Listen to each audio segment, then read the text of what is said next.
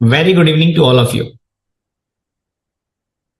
I hope all are well, and today we need to complete the import and export chapter, and then we'll move to in the next class we will move to the refund chapter.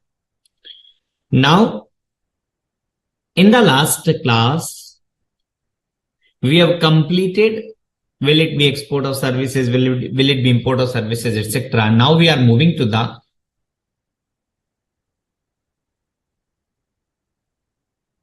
next discussion, that person liable to pay the tax on import of services. Very good evening, Viraj.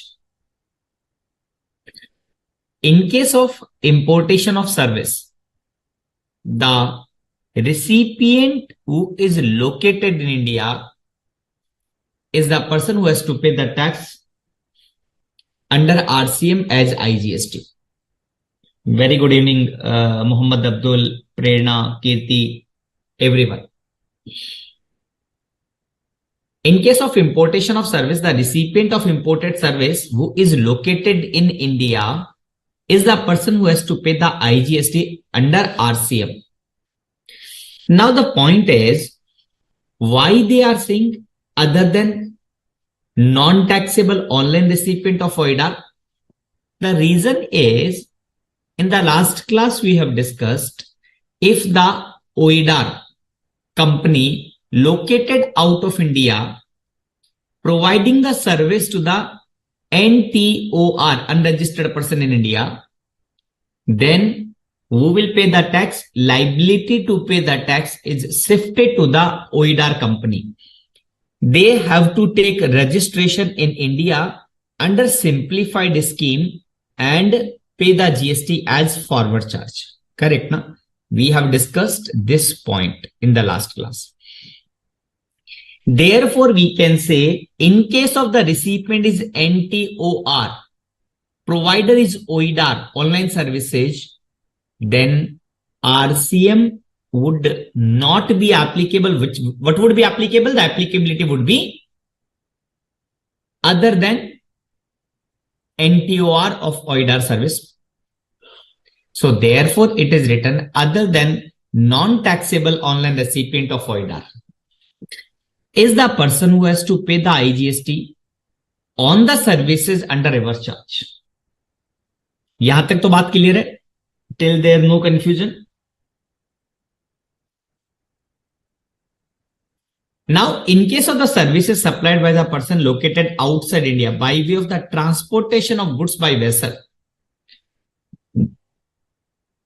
from a place outside India up to the custom station in India, nature of service क्या है? Transportation of goods. Mode क्या है? By vessel. Mode क्या है? By vessel. Nature क्या है? Transportation of goods from out of India to India. Then IGST is to be paid by the person or by the importer who is located in India. So this was the primary situation. Initial, this was the situation. After that, there were Supreme Court judgment in this case, and they are saying that it should not be taxable. Why it should not be taxable? Just wait for a minute. We will discuss in detail in the next page. They are saying, in other words, in case of the foreign shipping line providing inbound transportation, inbound means out of India to India, in RI, then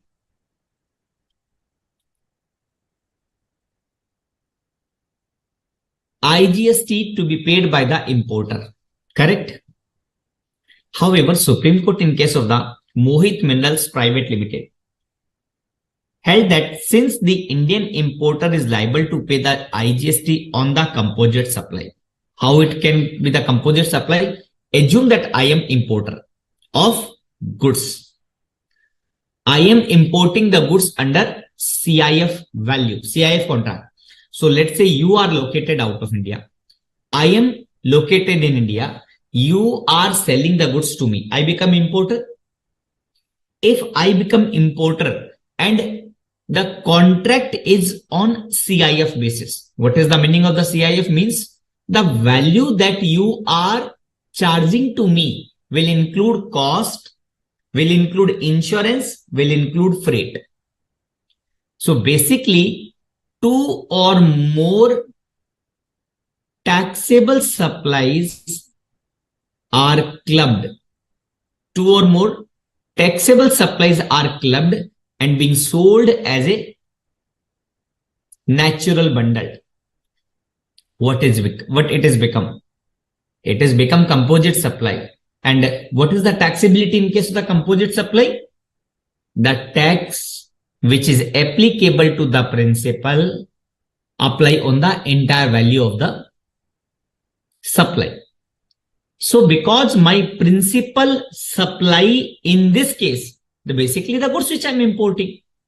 So the entire value GST is being charged, assuming it is a composite supply.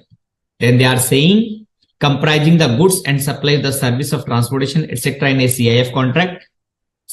You cannot levy freight component again separately.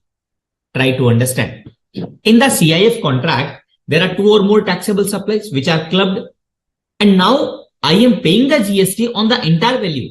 According to the section 8, the rate would be the rate which is applicable on the principal. That is goods. But if one supply which is composite and become taxable, then you cannot tax again on a particular component separately. And that was held in this case. In case the Mohit Mindal Supreme Court held that you cannot levy the GST again on the freight component under RCM. And therefore, this entry was struck down. And it would amount to be the double taxation. Hence, they cannot be separate levy on the ocean freight paid by the foreign exporter to the foreign shipping line company. And this entry was omitted. With effect from 1st October 23, entry number 10 of the notification number 10 has been omitted, void this notification number.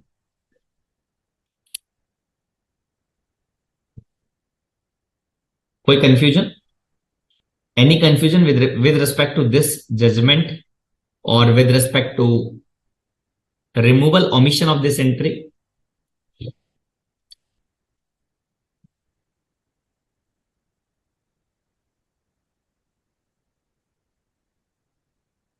In case of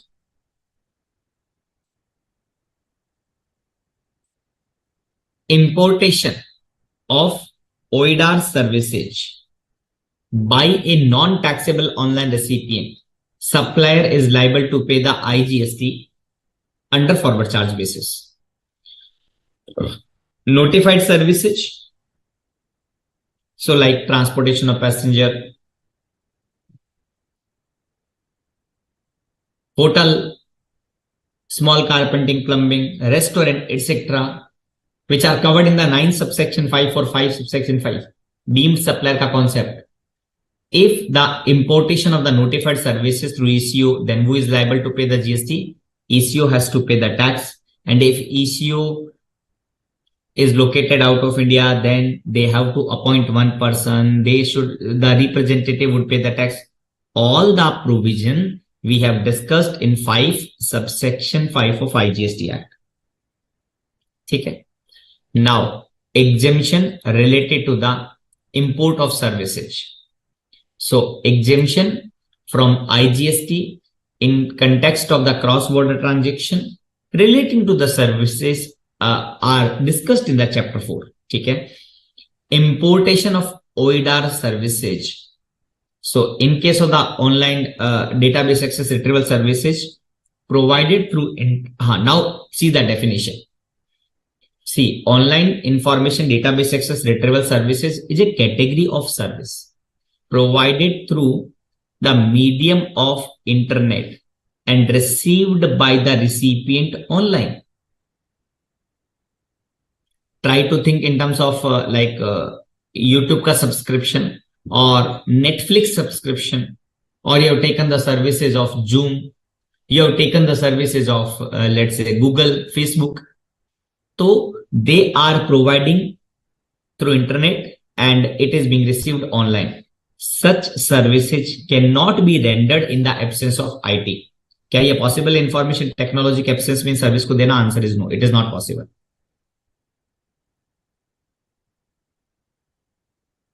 Like download of ebook online for a payment would amount to the receipt of OIDAR services by the consumer. Now, what is the summary? If OIDAR services is provided to the business entity, registered person, then RC would be applicable. If it is being received by the NTOR, then who will pay the tax? Liability would be shifted to the OIDAR and OIDAR will pay the tax under forward charge basis. I hope it is clear. Let's read the provision in detail. For any supply to be taxed under GST, the place of the supply in respect of subject supply should be in India. In case both supplier and the recipient are in India, the place of the supply would be the location of recipient according to section 12, and it would be governed by the default provision and would be liable to pay the GST under forward charge basis. They are doing the comparison. अगर मैं India में OIDAR services लेता, then there would be the tax because service provider will raise the tax invoice to me by paying the applicable GST, and I am consumer. So I won't able to take ITC. So it is the cost. So they are comparing if the services provided within India and if the services provided from outside India, agar there would be no tax on the outside services, it would have the tax advantage. People would prefer to purchase from out of India instead of Indian supplier. कैसे? एक बार पढ़ते हैं. However, OIDAR services can also be provided online, even from a remote location outside the India. In such case, where the supplier is located outside India and the recipient is in India, the transaction would be taxed under reverse charge if the recipient is the business entity, excluding government authority, local authority. Why it has been excluded? Why it has been excluded? Can anybody tell me? यहां पे इसको exclude क्यों किया गया?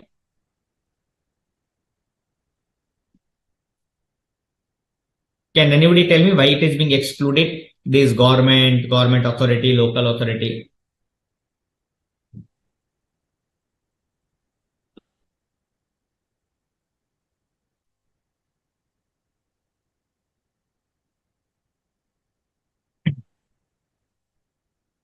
Because government registered only for the purpose of TDS, it will be treated as unregistered person and the liability shifted to the OIDAR company. They will charge the GST under forward. Absolutely correct, Abdul. Very nice. Now, importation of OIDAR services by NTOR. We are very, very clear. So now what happens if the supplier is located outside India and the recipient is in India, is an individual consumer? In such case, the POS is in India and the transaction will be levy of GST. But the problem would be how such tax would be collected.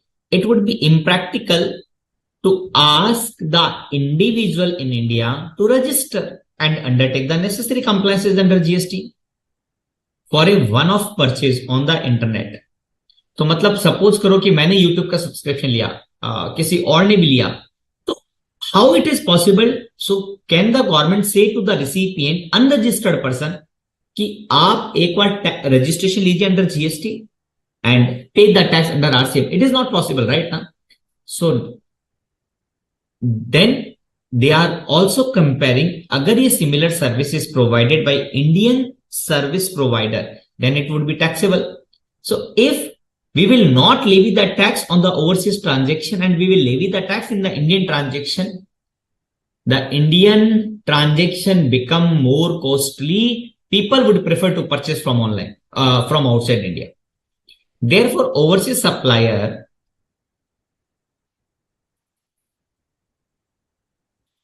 would have unfair tax advantage.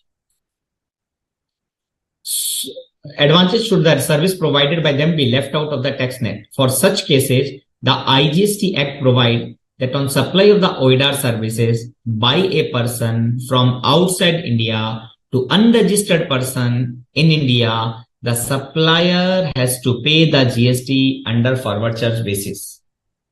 Multiple times we are repeating. Yes, yesterday in the last class, I have not discussed one proviso. Which proviso? Let's read this and then we will move to the section 14 subsection 1 ka proviso. What was the proviso?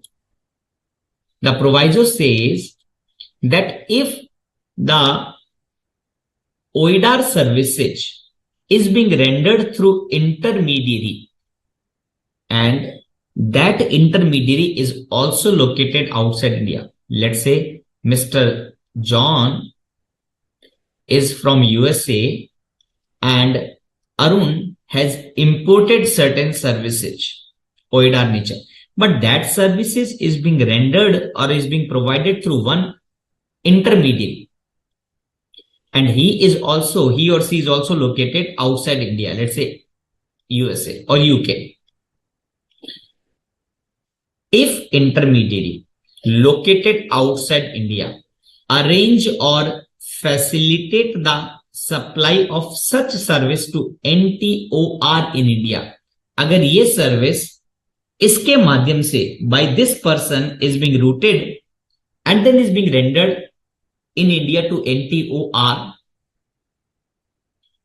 the intermediary मतलब ये वाला person would be treated as, क्या मान लिया जाएगा? He would be treated as supplier who must get registered in India and pay the GST on that supply under forward charge. So it means normally he is a supplier, but if it is being rendered through intermediary, then intermediary becomes supplier and he has to take registration in India. However, there are certain exceptions. It says that if intermediary satisfied certain condition that we will discuss in the proviso, then intermediary would not be the supplier. Then who will be the supplier? Actual person will be the supplier. Mr. John will be the supplier. If the intermediary has nothing to do with the payment or authorizing the delivery of the service or setting of the terms and conditions of the supply, if the intermediary had nothing to do with the payment or nothing to do with the authorization of the delivery of the service, setting of the terms and conditions of the supply, and if the invoice clearly identify the service and the supplier, then the responsibility of the registration will not be on the intermediary, will be shifted to the supplier. Let's move, go to the section 14 and read the actual language of the proviso that we have skipped in the last class. I told that we will discuss in the next class. So let me read the provision.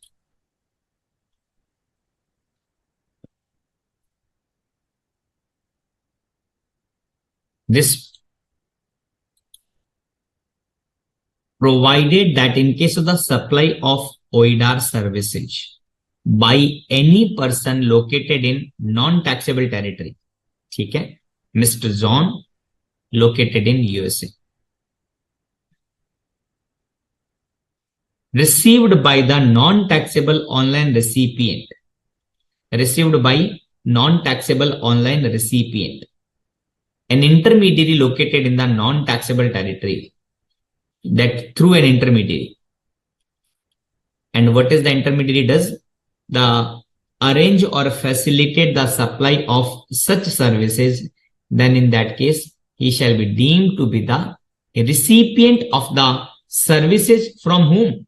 Mr. John. So that intermediary, so Mr. John who provide the service to Arun through intermediary, then he will be considered as recipient for this transaction and he will be considered as a supplier for this transaction from the supplier and the supplying services to the non-taxable online recipient. However, there is exception. When he will not be considered as supplier if intermediary satisfy the following condition: the invoice or the customer bill or the receipt issued or made available by such intermediary taking part in the supply clearly identify the service and its supplier, that is Mr. John. Next, the intermediary involved in the supply does not authorize the charge to customer or take part in its charge, which is that intermediary neither collect or process payment in any manner, nor is responsible for the payment between the non-taxable online recipient Arun and supplier, that is Mr. John. The intermediary involved does not authorize delivery. The general terms and conditions of the supply are not set by the intermediary. So if these conditions are satisfied, then intermediary would not be considered as supplier and he is not required to take registration in India.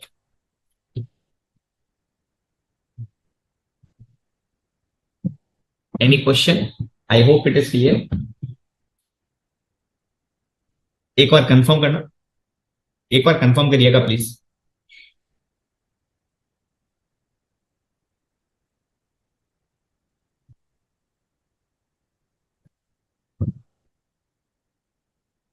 So fine.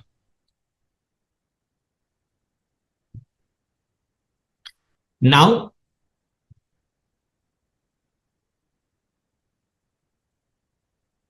provision enabling the supplier of OIDAR services located outside India to comply with the responsibility entrusted under GST law. Again, 3 points. That first, that has to take registration in India and simplified scheme. Single registration, simplified scheme. Second is, if the overseas, then if he is not having any fixed establishment, then he will be then the representative in India shall get registered and pay the GST. And if he does not have any representative, then appoint one person. So first is physical presence, second, then representative, then third, they will appoint the person for complying the GST law. Example, what could be or what could not be the OIDAR. In order to determine whether a particular service is an OIDAR, the following test needs to be applied.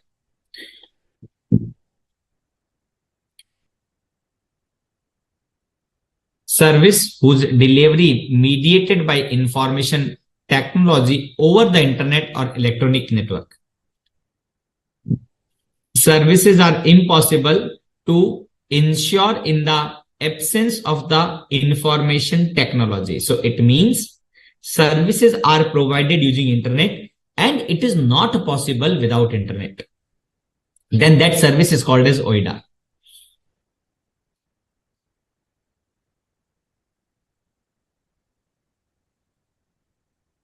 See, OIDAR and intermediary, please explain again. It is very difficult. See, fine, no problem, Geeta.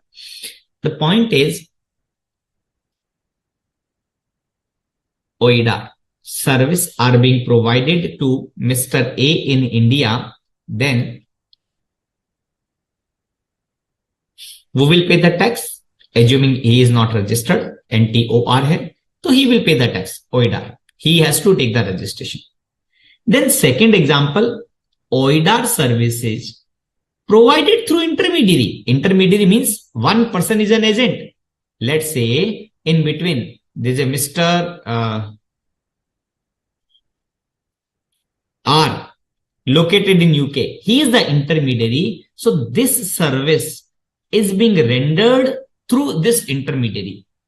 Then question comes whether this OIDAR company, let's say Mr. John, has to take registration in India or that Mr. R has to take a registration in India.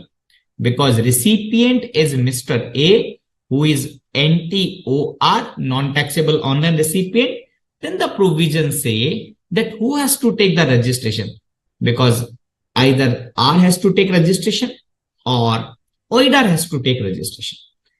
First point they are saying, the Mr. R is responsible. R, who is intermediary, is responsible to take registration in India. Okay? Then there are certain exception when this R is not responsible.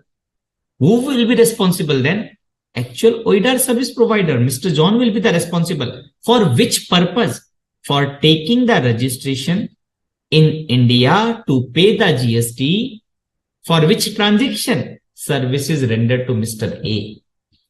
When? So they are saying he does not have set the terms and condition, or invoice is clearly specifying the nature of the service. Invoice clearly saying that who is the actual supplier located outside India, and he does not have the delivery terms, etc. Then he will not be responsible. The responsibility would be shifted to the OIDAR. Is that clear now, Geeta Patel? So I have explained in a short manner, but crux मैंने आपको बता दिया.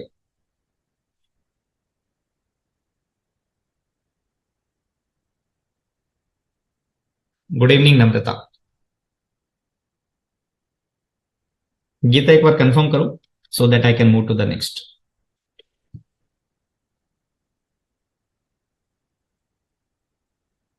अभी अगर आप वो proviso पढ़ेंगे या मेरा वीडियो वापस पीछे जाके देख लेना, यूट्यूब पर अवेलेबल है, तो आपको एकदम क्लियर हो जाएगा concept. There would be no problem.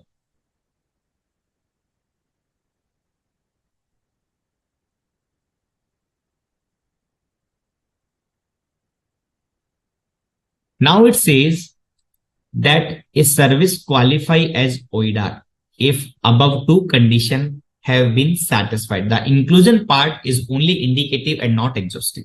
So this list has been given, but it is only inclusive, but it is not exhaustive. It means it is not limited to these categories only. What are the nature of the transaction? PDF document automatically emailed by the provider system. Whether condition A is fulfilled? Yes. What is that condition? Remember these two conditions. Provided through internet, not possible without the information technology. What are the conditions? The conditions are service whose delivery is mediated by information technology over the internet and impossible in the absence of information technology. ठीक है. PDF document automatically downloaded from website, both present, so it is OIDAR. Stock photograph available for automatic download. Online course consists of pre-recorded videos and download PDF. It is also OIDAR. Now, indicative list of OIDAR services.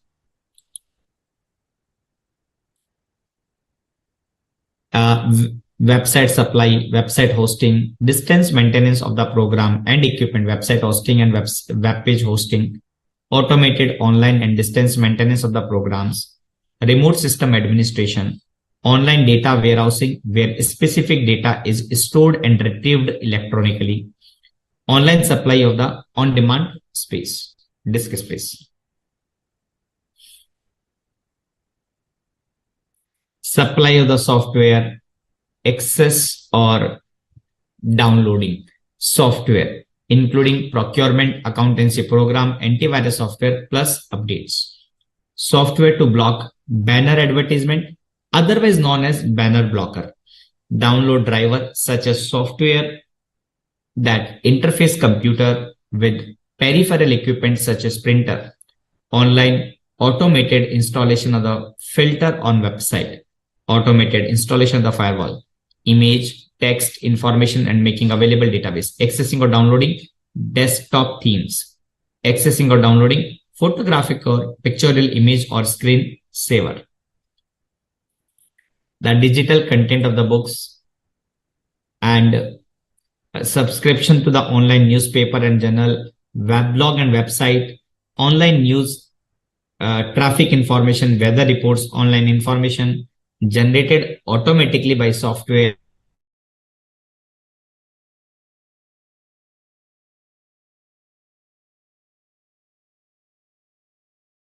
stock market data in the real time, the provision of advertisement space, including banner ad on the website like Facebook. They are providing the advertisement space. So it is OIDAR, use of the search engine and internet directories, supply of the music, films, games, including game of chance and gambling games, and of political, cultural, artistic, sports, scientific, and entertainment broadcast and demand. Access या downloading of the music onto the computer and mobile phone. Accessing or downloading of jingles, excerpts, ringtone, other sounds. Accessing or downloading of the films. Downloading of the game onto the computer and mobile phone. Accessing automated online game which are independent on the internet or other similar network where player are geographical remote from one another. So we were discussing, हम लोग अभी discuss क्या कर रहे थे? What we are discussing? Let me ask 2-3 question. What we are discussing? अभी हम discussion क्या कर रहे थे?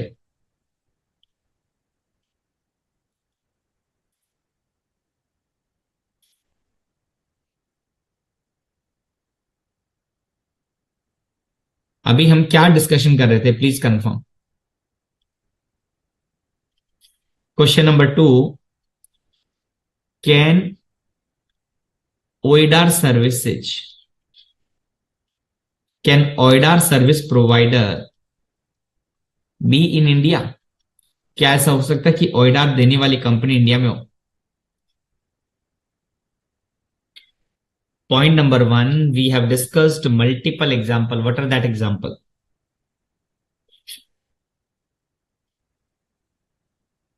What we are discussing right now. क्या डिस्कशन कर रहे थे अभी? What we are discussing. So first we are discussing the examples of this online information database access retrieval services. Correct? My second question, क्या OIDAR services इंडिया से provide हो सकती है? Is it possible to provide the service of OIDAR from India? Answer is yes, possible. My third question, if OIDAR located in India providing the service to registered person and providing the service to unregistered person, please tell me the taxability. Please tell me the taxability if OIDAR located in India providing the service to the registered person, providing the service to the unregistered person. क्या taxability होगी इस case में?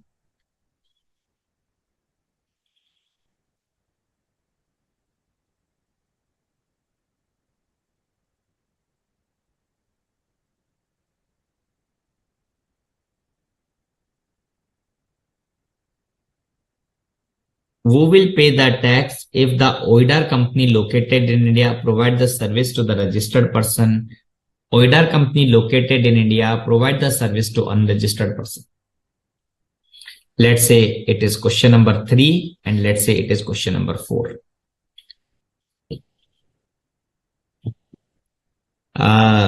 So Namrata, you mean to say in both the cases? Your answer is in both the cases? So fine. That answer has been given by Namrata. Let's ask one more question. If the OIDAR company is located outside India, if the OIDAR company is located outside India and they are providing the service in India to the registered person and in India to the unregistered person, let's say it is a question number 5, who will pay the tax, and question number 6, who will pay the tax?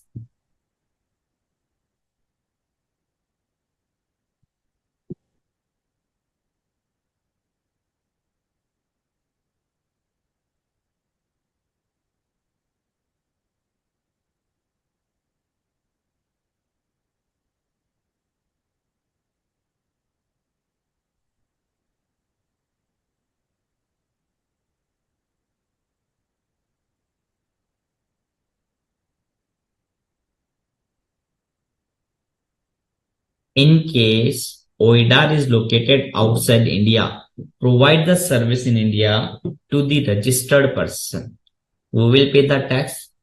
Providing the service to the unregistered person, then who will pay the tax? This is my question. Correct. So, in this case, you mean to say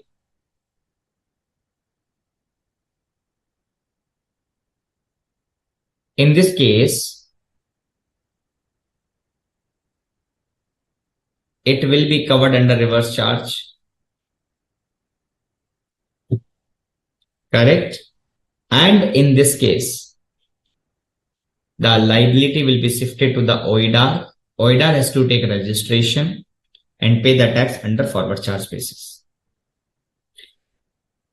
Yahan tak we all are clear. Now,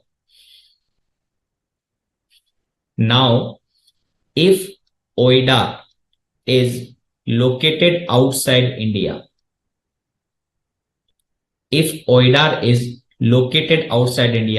then there are 3 points which we need to say that who will pay the tax. हमने यहाँ पर बात की थी कि if OIDAR company has something in India, then he will pay the tax. If not, then he will identify that. If not, then he will appoint that. So can you please, I am talking about section 5,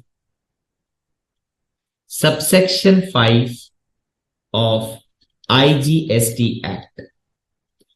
Rather, I should say,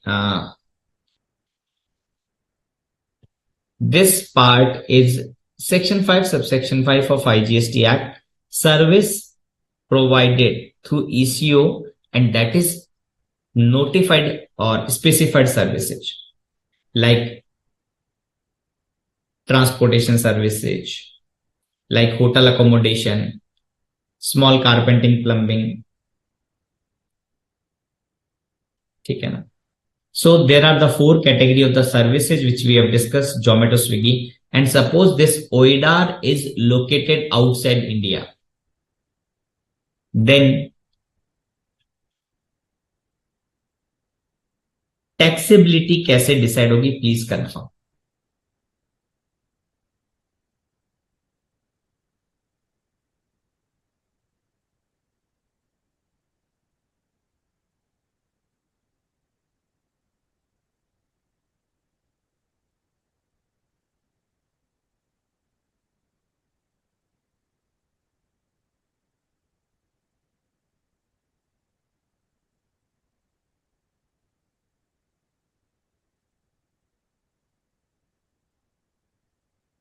Correct?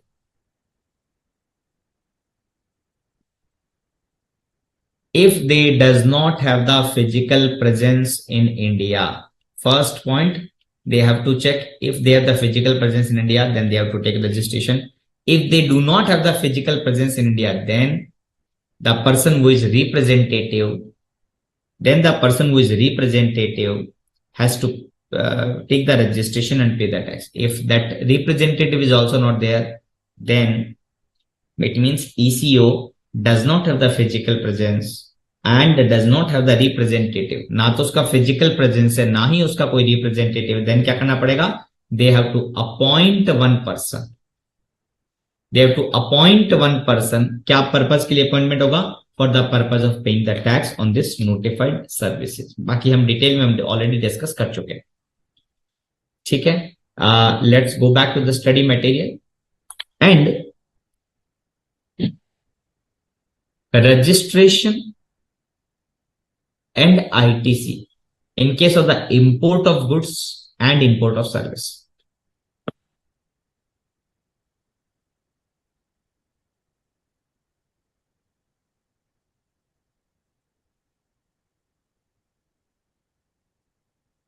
Perfect.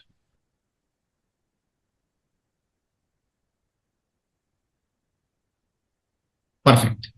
So now let's move that registration and ITC in case of the import of the goods and services. Registration for importer of goods. Now the reverse charge provision which we have discussed which you might have read the provision and does not cover the import of the goods. So importer is not considered as import of the goods is not considered the reverse charge transaction.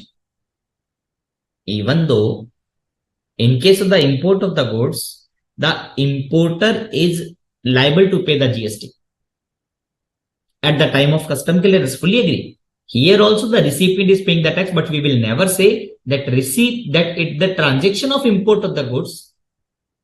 We will never say that transaction of import of the goods is covered under reverse charge. No. Importer are also not listed among the category of the person in section 24 of the CGST Act. What is the section 24? Can anybody tell me section 24 kya hai? What is the section 24? And give me one example of section 24. Section 24 क्या है और एक example लीजिए section 24 का.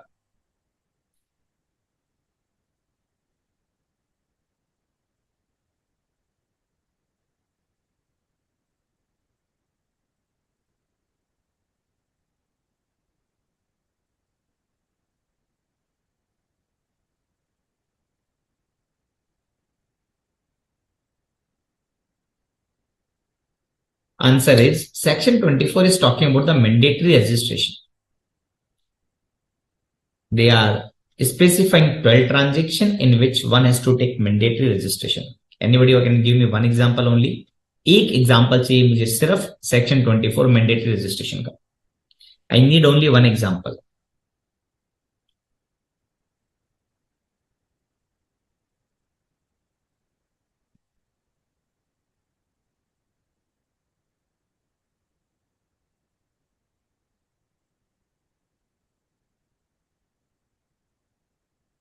Correct. Casual taxable person, interstate supply, handicraft goods, casual taxable person. Space. Mohammed एक question बताइए. आप मुझे क्वेश्चन का आंसर दीजिए. Rather everyone should give the answer. Interstate supply of the service is covered under mandatory registration. Interstate supply of the goods is fall under mandatory registration, or both are covered in the mandatory registration.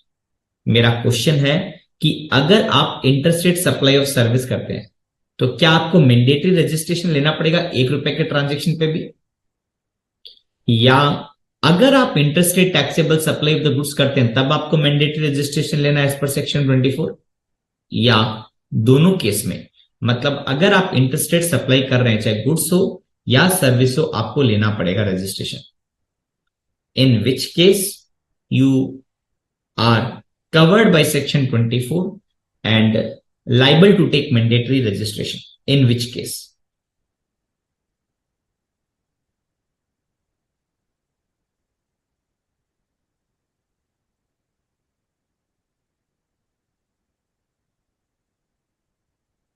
So the answer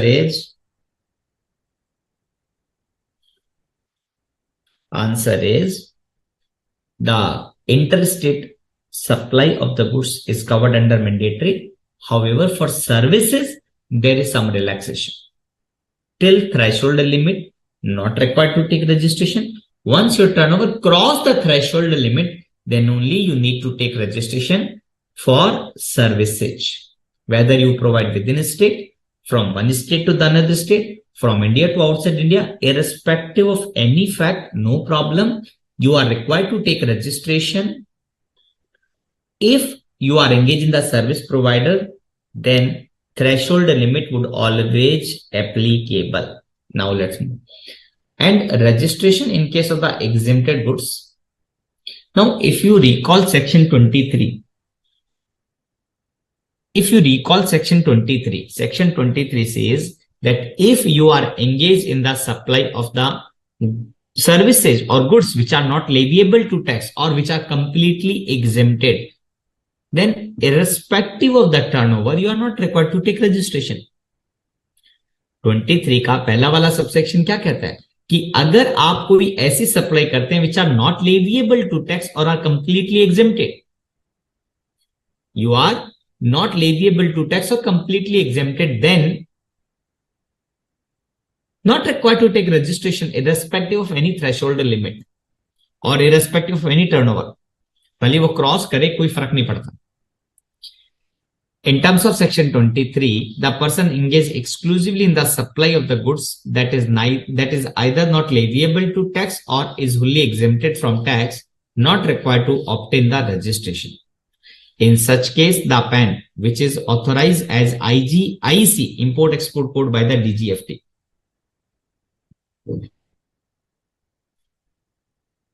of the importer and exporter would suffice. So they have given the reference of instruction number 10 of the custom. A registration for import of service. Now, if I say import of service, then it is covered under mandatory registration. In the clause 3, what is the clause 3? The clause 3 is for the reverse charge mechanism. In case of the import of service, we know that the recipient is required to pay the tax under reverse charge. And because it is reverse charge, therefore, the person who is liable to pay the tax is covered under mandatory registration. Section 24, clause 3 says that if you are covered by the RCM provision, in that case, you being recipient liable to pay the tax under RCM has to take mandatory registration and pay the GST under RCM. So section 24(3) mandate the compulsory registration for person without any benefit of the threshold limit who are required to pay the tax under reverse charge. Accordingly, importer of services who are required to pay IGST under RCM have to obtain compulsory registration so as to he has to make the so as to able to pay the tax on import of service under reverse charge. Therefore, recipient of imported services other than non-taxable online recipient must register compulsory because they have to pay the tax under RCM. And why they have excluded other than? Why they have excluded other than? Because if non-taxable online recipient takes certain online services, OIDAR services from outside India, then liability to pay the tax is shifted to the OIDAR, not required to take registration and pay the GST like reverse charge. Correct? Input tax credit. So whatever IGST you are paying on import of the goods, you need to take the input tax credit, no problem. So everywhere we are talking about the input tax credit subject to section 16, 17, 18, etc. Recall the definition to clause 62, that definition of input tax in relation to the registered person means integrated tax and include IGST charge on import of the goods of the CGST Act. Thus, ITC of the IGST paid at the time of import is available to the importer subject to the condition and the restriction provided by 16, 17, 18. Such ITC can be utilized for making the payment of the tax on his outward supply. अच्छा, एक चीज बताना मेरे को. Please tell me one thing. Which liability of GST cannot be discharged through ITC? Which liability of GST cannot be paid through ITC? Compulsory cash. एक transaction कोई भी बता दीजिए आप मुझे. The liability of GST can be paid only in cash, ITC नहीं लेता. कौन सा केस है?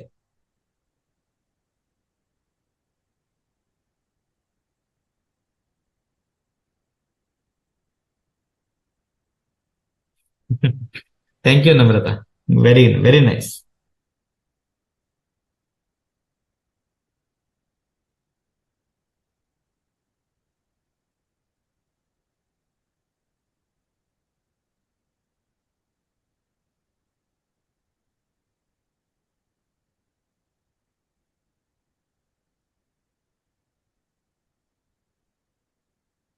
Tell me which liability of GST has to be deposited in cash. You cannot use the ITC. So you can say tax ka liability of reverse charge cannot be paid through ITC. Interest, late fees, penalty, etc. IGST and GST compensation cess paid at the time of import of the goods are a pass through to the extent the ITC of the compensation cess can only be used for the GST compensation cess. Correct? Further, the ITC of the basic custom duty and social welfare surcharge is not available. Custom का ITC नहीं मिलेगा और cess social welfare cess का ITC नहीं मिलेगा. Thank you, Viraj. Now, ITC of the IGST paid on import of services. The definition of input tax in relation to the registered person means integrated tax and include tax payable under reverse charge. 5.3 or 5.4. This is the definition of input tax. Therefore, the IGST paid on the importation of services is available as ITC at par with the IGST paid on any other supply subject to the condition and restriction section 16, section 17 of CGST Act for availing such credit. तो ये बात तो हमारी complete हो गई. Now we have completed the import chapter. Now we are shifting to the export chapter. Now we are shifting to the export chapter.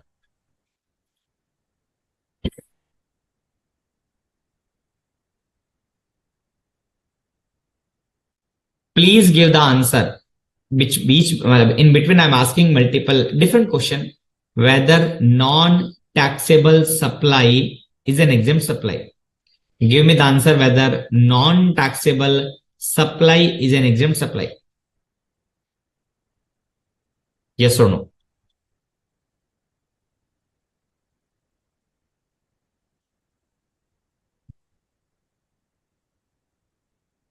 The non-taxable person receiving the services from outside India other than OIDAR exempt है. कीर्ति, अगर आप exemption notification read करेंगे ना, the service would be exempted.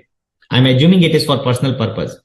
It is for personal purpose. कीर्ति, अगर ये business purpose का कोई transaction है, then RCM applicable होगा. अगर ये personal purpose का transaction है, then service itself would be exempted.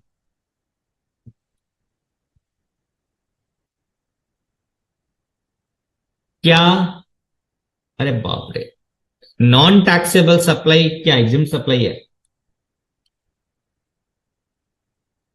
The person who are saying no, everyone are saying no except one, Mansa. Mansa is given the right answer.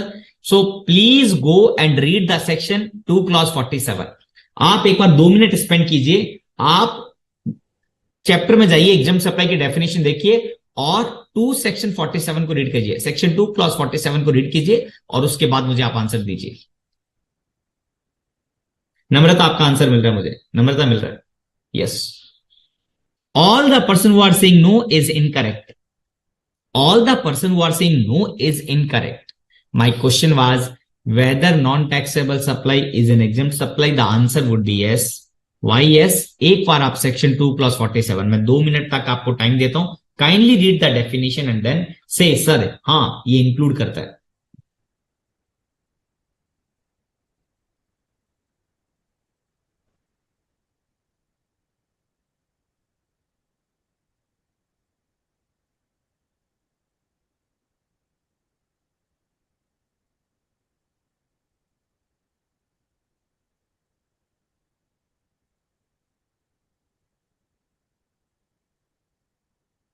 ठीक है. If you read the section 2 clause 47,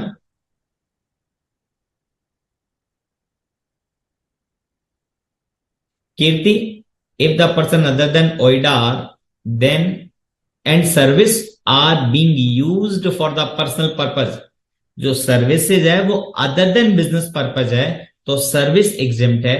और अगर वो business purpose की service है तो RCM liable होगा और अगर ओइडार की सर्विस ली तो liability shifted to the supplier.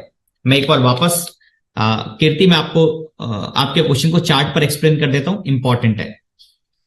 अगर recipient in India unregistered person है, अगर सर्विस देने वाला ओइडार है located out of India, let's say they are located in USA. Situation number 1, recipient in India है और प्रोवाइडर आउट ऑफ इंडिया, और nature क्या है, ओइडार, क्या होगा, forward charge and liability shifted to the supplier. ये clear है। अब सर्विस प्रोवाइडर जो है वो लोकेटेड आउटसाइड इंडिया और सर्विस है अदर देन ओइडार, तब क्या होगा, मान लीजिए ये सर्विस अगर पर्सनल पर्पस की है तो ये एग्जेम्प्ट हो जाएगी, और अगर ये बिजनेस पर्पस की है, if it is for business purpose, then ये टैक्सेबल है, and if it is taxable then URP has to take mandatory registration, उसे मैंडेटरी रजिस्ट्रेशन लेना पड़ेगा सेक्शन 24 क्लॉज 3 आरसीएम के कारण, एंड पे the tax. Is that clear? Kirti and everyone please confirm. ये chart आपको बार बार कंफ्यूज कर रहा था कीर्ति, आपने 2-3 बार पूछा, तो I hope now it is clear. Confirm करना एक बार मेरे को।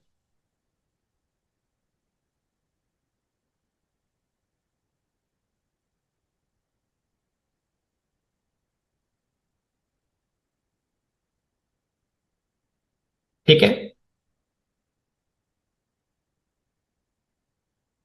Now let's read the related provision with respect to export. First, section 7 subsection 5 IGST. It gives the definition of interstate supply. It says that if the supplier is in India, place of the supply outside India, if the services has been given to the special economic zone developer or special economic zone unit, or in the taxable territory but not being intrastate supply and not covered elsewhere, then it is called as interstate supply. एक बार repeat करता हूं, interstate supply की definition कहां पे दी है, section 7 subsection 5 of IGST है। क्या कहता है, it says 3 transaction, it says that 3 transaction if supplier is in India and place of the supply outside India, this always interstate. If it is being given to the SEZ unit or developer or taken from SEZ unit or developer, it is always interstate. Third, if it is in India and excluded from intrastate supply and not covered elsewhere, saying that in the taxable territory, not intra but not covered elsewhere, then it is interstate supply. आपको ये transaction बड़ा confusion करेगा, sir इसका कोई example तो दे दीजिए।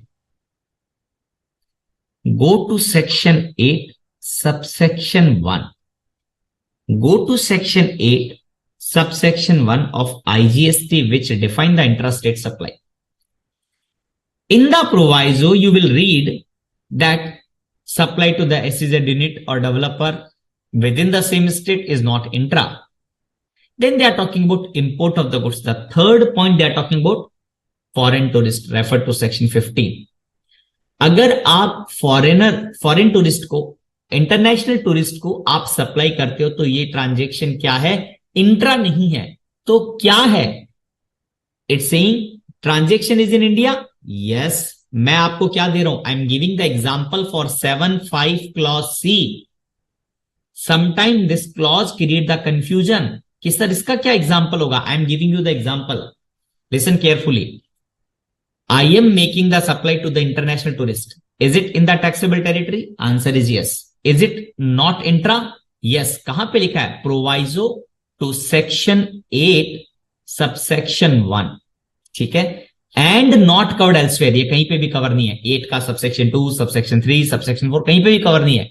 Therefore, अगर मैं इंटरनेशनल टूरिस्ट को सप्लाई करता हूं, why it is inter, it is because of 7(5)(c।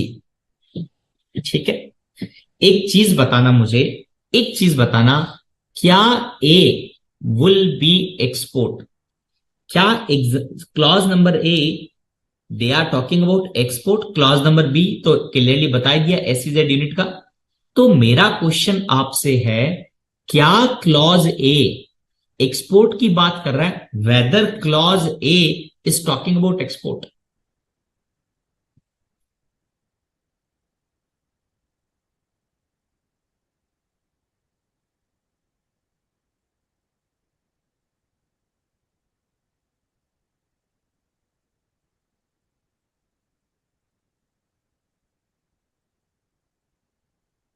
whether clause whether clause A is of export, क्या क्लॉज ए का मतलब एक्सपोर्ट है? No sir, it's not always, not necessary. Because if it is goods I do agree, अगर ये आप goods की बात कर रहे हो तो ठीक है, बट अगर आप सर्विस की बात कर रहे हो it not always export, because for export there are 5 condition. Export के लिए export of service as the 5 condition. Prerna I am getting your message, Prerna I am getting your message, but आपका मैसेज इतना लेट आ रहा है ना, इतना लेट आ रहा है कि almost in the gap of the 5 minute, almost 5 से 7 मिनट का गैप है, काफी गैप है आपके रिप्लाई आने में। जब तक मैं एक क्वेश्चन को खत्म करके आंसर देके दूसरा क्वेश्चन पे पहुंच जाता हूं, उसका भी आंसर देता हूं, तब मुझे आपका फर्स्ट क्वेश्चन का रिप्लाई मिलता है। तो there is some issue of internet and that is the reason I am getting the message but at very late. Why international not intra? Because of section 8 subsection 1. Because of section 8 subsection 1. Section 8 is talking about the definition of intra, and in the proviso they are saying following 3 transactions are not intra: supply to the SEZ unit, import of goods, and international tourist. These are not intra because it has been written in the proviso of section 8 subsection 1. International tourist की बात कर रहा हूं, सिर्फ international की बात नहीं कर रहा, international tourist section 15, they have given the reference of section 15 of IGST Act, and international tourist, they are talking that it is not intra. Section 8 are talking they are not intra. ठीक है, प्रेरणा clear है? कीर्ति, अब्दुल, नम्रता, Gita, and they are saying why it is not always export. If it is goods I am okay, if it is services not okay, because service को export करने के लिए 5 condition satisfy करनी है, जिसमें से एक कंडीशन ये है, एक कंडीशन ये है, बट इसके अलावा location of recipient should be outside India, amount should come in the foreign currency, and they should not be the distinct person, related party नहीं होनी चाहिए। There are 3 more conditions which need to be satisfied, then this transaction would be export of service. Correct? Establishment of the distinct person. Yes, this is important. For the purpose of this act, the person has establishment in India and other establishment outside India, establishment in the state or other establishment outside that state, or establishment in a state and other establishment within the state, then such establishment shall be treated as establishment of distinct person.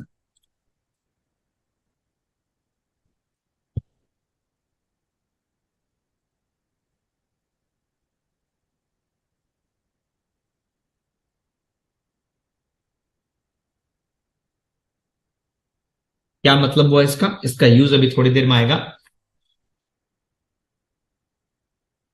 IGST, Abdul, absolutely correct. It is IGST.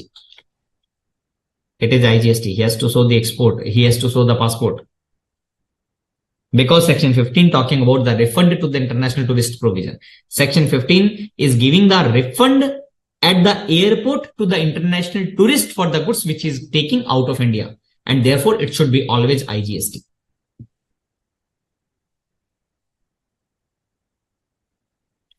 Explanation to a person carrying the business through the branch or the agency or the representative office in any territory shall be treated as having the establishment in that territory. Now try to understand. Let's say XYZ bank नम्रता एक minute, इस पे आता हूं मैं, explanation 2 clear करता हूं, clarify करता हूं, then you will be able to understand the explanation 1 more better. I have to read explanation 2, then you will be able to understand explanation 1. ठीक है. सी ओके, फर्स्ट आप मुझे बताइए एक्सपोर्ट ऑफ सर्विस की फिफ्थ कंडीशन क्या है. Export of service की fifth condition क्या है?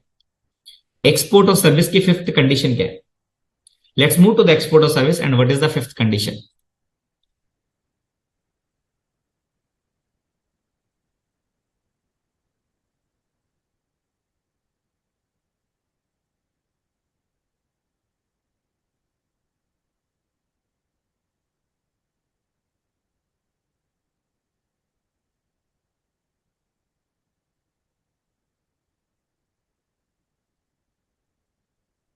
Please see this condition.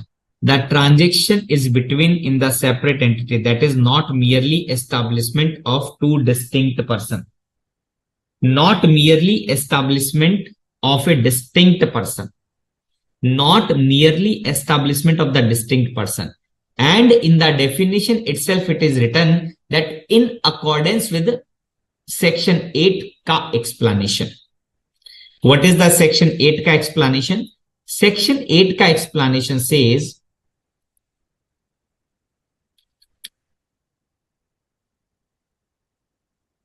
Section 8 का explanation 1 and explanation 2. Explanation 1 say if you have the one establishment in India and one establishment outside India. I am having one property in India, one property outside India. Then this property will be called as establishment of a distinct person, and the transaction between them will not be export of service. Transaction between them will not be export of service. I have one establishment in India, one establishment outside India.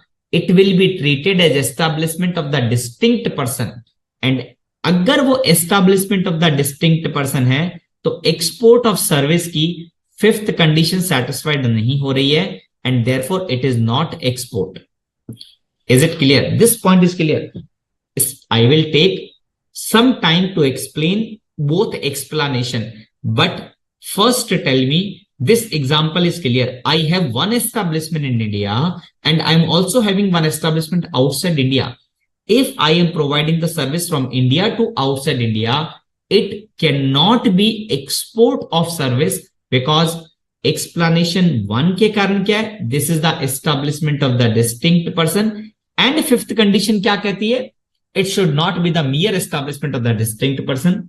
सबसे पहले मुझे ये confirm कीजिए, this example is clear or not?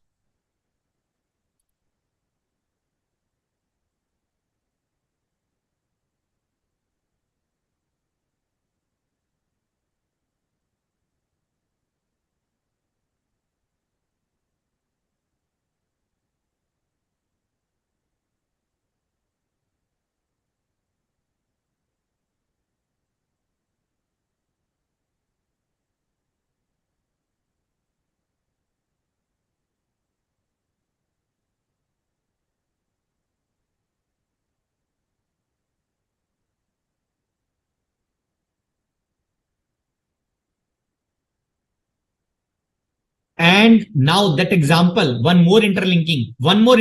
This is interlinking. If I am providing the service to the establishment outside India, क्या ये export of service? Answer is no. If it is not export of service, तब तो tax लग जाएगा. Answer is no. मैं दो बात कह रहा हूं. अगर एक establishment in India service provide करती है other establishment outside India of the same person, क्या ये ट्रांजेक्शन एक्सपोर्ट ऑफ सर्विस है? Your answer would be no, sir. It is not export of service. Why? Explanation 1 of section 8 says that it is establishment of the distinct person, and you will link with the service export का definition कि fifth condition breach हो रही है, इसलिए ये transaction export of service नहीं है. And then क्या इसके ऊपर टैक्स लगेगा? The answer is no. Again, refer the exemption notification.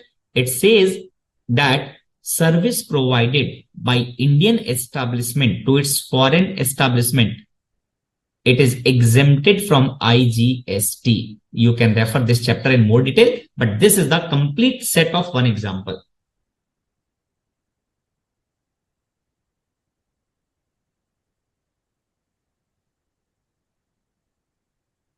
नहीं नहीं, वो तो सर मोहम्मद, वो जो कंडीशन है ना, distinct person, says that register, नहीं नहीं, as per definition of the distinct person, now you are giving the definition of 25 subsection 4. The definition, Mohammed, which you are giving the definition of 25 subsection 4, which talks about the distinct person means one pen multiple GST. But there is one more definition of the distinct person, 25 subsection 5. You read that definition which talks about establishment. ऐसी interlinking आप लोग करते हो ना, बहुत मजा आता है पढ़ाने में, लिटरली सही. See this is the only reason why I am teaching that the level of interlinking sometime I get very excellent. Clear है ये वाली बात? मोहम्मद कंफर्म करो प्लीज, ये बात क्लियर है ना, कि जो आप डेफिनेशन कह रहे हो 25 सबसेक्शन 4 की है, और जो मैं डेफिनेशन कह रहा हूं वो 25 सबसेक्शन 5 की है.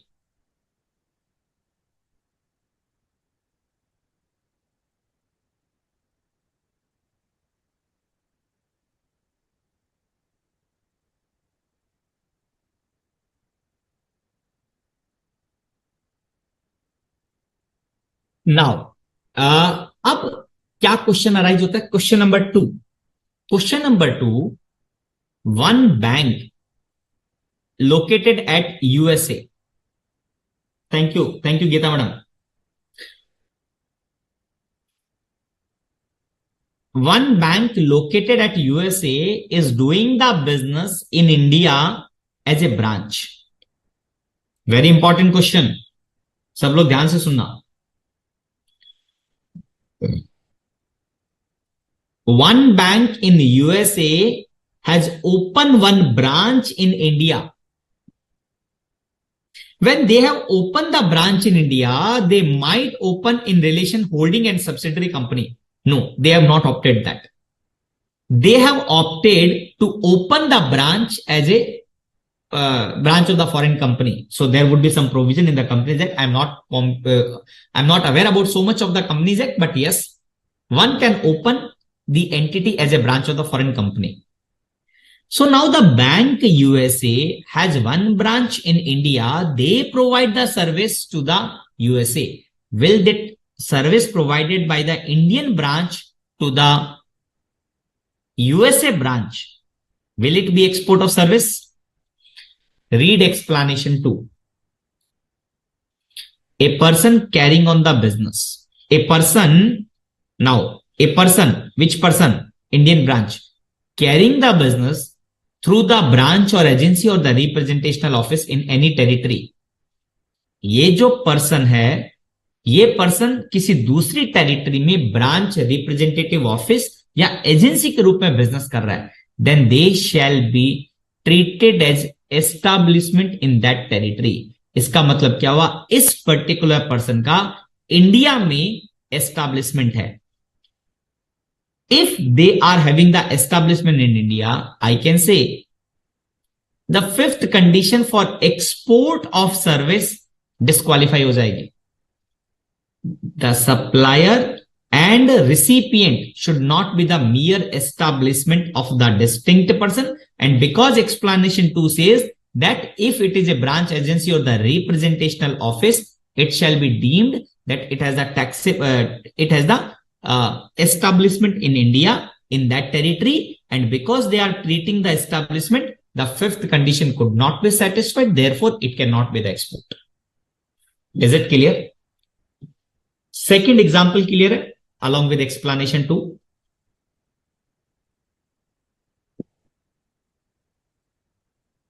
कंफर्म करो. गीता, अब्दुल, नम्रता, प्रेरणा, कीर्ति, मानसा.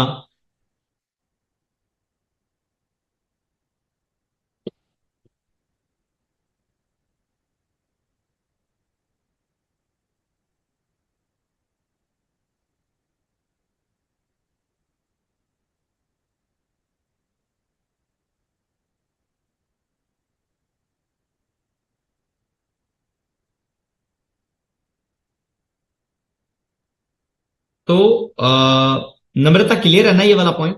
सो now it is clear that particular point which you are talking about कि डिस्टिंक्ट पर्सन वाला पॉइंट क्लियर नहीं हुआ.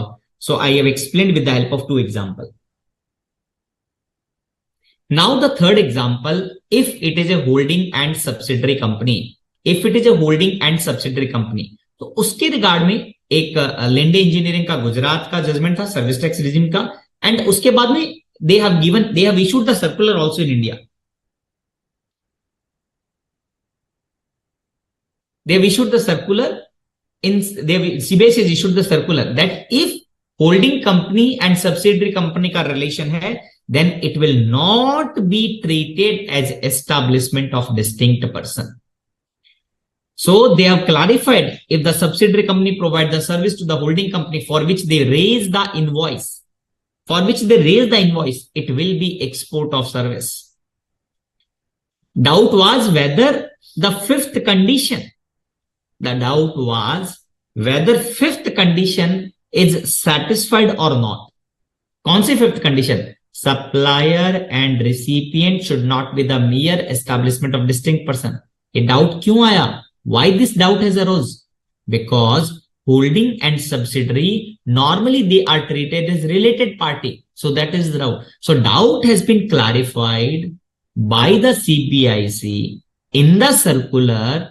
They are saying holding and subsidiary company are separate legal entity registered in the Companies Act separately. So they will be treated as two different entity. Transaction between them, the service provided by India to the holding company, let's say UK, it will be export because they are not the distinct person.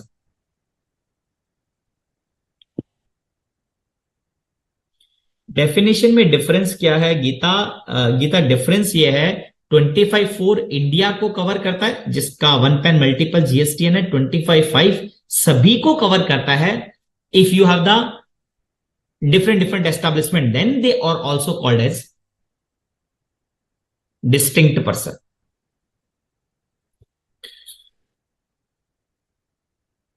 I hope it is clear. And now let's move to the section 11 IGST Act. We have discussed in the last class that place of the supply of the goods imported into India or exported from India is, import के case में India would be the place of the supply, and export के case में location outside India would be the place of the supply. For goods, section 13, we know that place of the supply for services.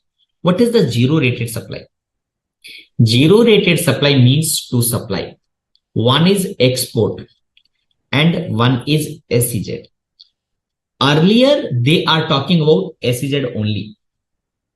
Earlier, they are talking about only SEZ. Now they have added this word. This amendment is being notified from 1st October 23. But prior to that, it means if I am giving the supply to the SEZ unit, that's it. It is zero rated supply. But now to prove that it is zero rated supply, then you need to prove that it should be for authorized operation. Otherwise, it is not zero rated supply. So let's take a break of 15 minutes. We'll resume at 7:35. हम लोग 7:35 पर resume करेंगे. 7:35 पर resume करेंगे. And then we'll start the section 16 and balance part of the chapter. Ashok जी एक बार break start कर दीजिए.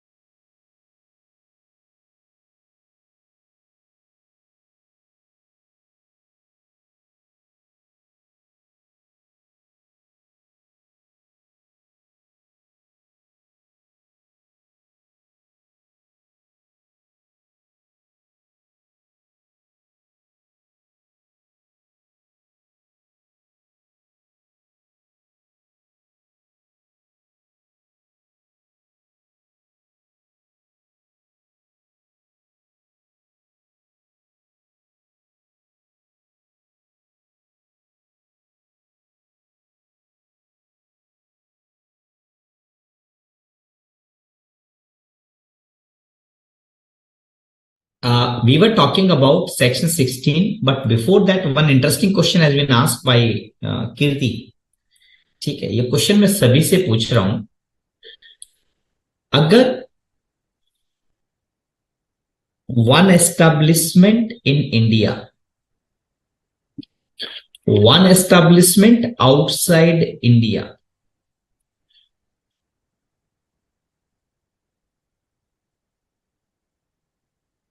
one establishment in India, one establishment outside India, therefore they are establishment of distinct person, correct? Now suppose that the Indian entity is sending the goods to the foreign entity. Will it be export of goods or will it be exempted or will it be taxable? They are the establishment of the distinct person. One establishment in India and other establishment outside India. Will it be export of goods or not? That is the question which is being asked by Kirti, and I have asked to everyone because it's very nice question.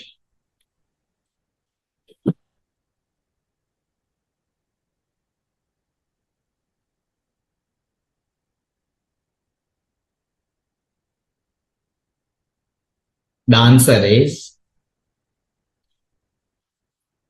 it export of goods or exempted or taxable and not export?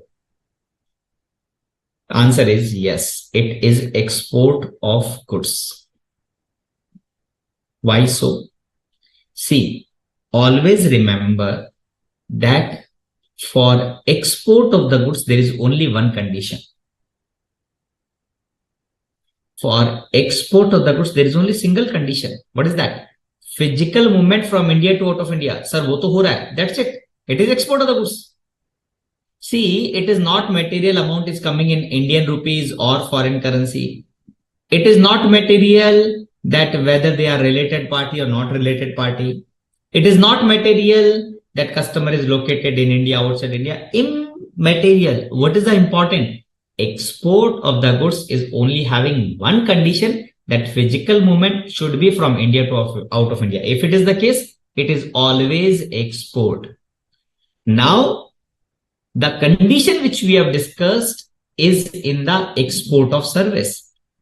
If they are providing the service, then I can say it is not export of the service because the fifth condition is not satisfied. Therefore, it cannot be the export of the service, but yes, goods, ye export of goods hoga. Is that clear? Kirti. Now let's move to the section 16. Section 16 talking about that zero rated supply. What is the zero rated supply?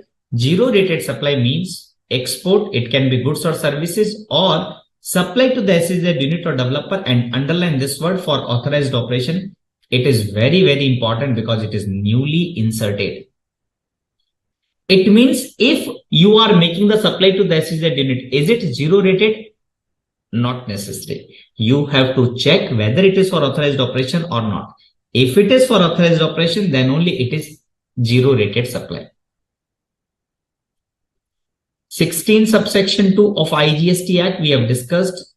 If you are making the export of exempted item, if you are making the zero rated supply, भले वो item exempt है, it is not a problem. You are entitled to take ITC always, even though item is exempted. See, now there is a one gap, one point you need to understand. 17 subsection 2 of CGST Act, which we have discussed, it says, if you are making two category of the supply, one is exempted and one is taxable, you can take the ITC to the extent of taxable supplies only. ITC to the extent of exempt need to be reversed as per rule 42-43. But there is one 16 subsection 2, there is one provision, 16 subsection 2, this is not CGST, this is IGST.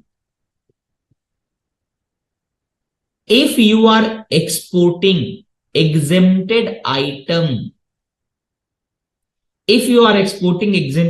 no problem, you can avail the input tax credit, which can be subsequently refunded.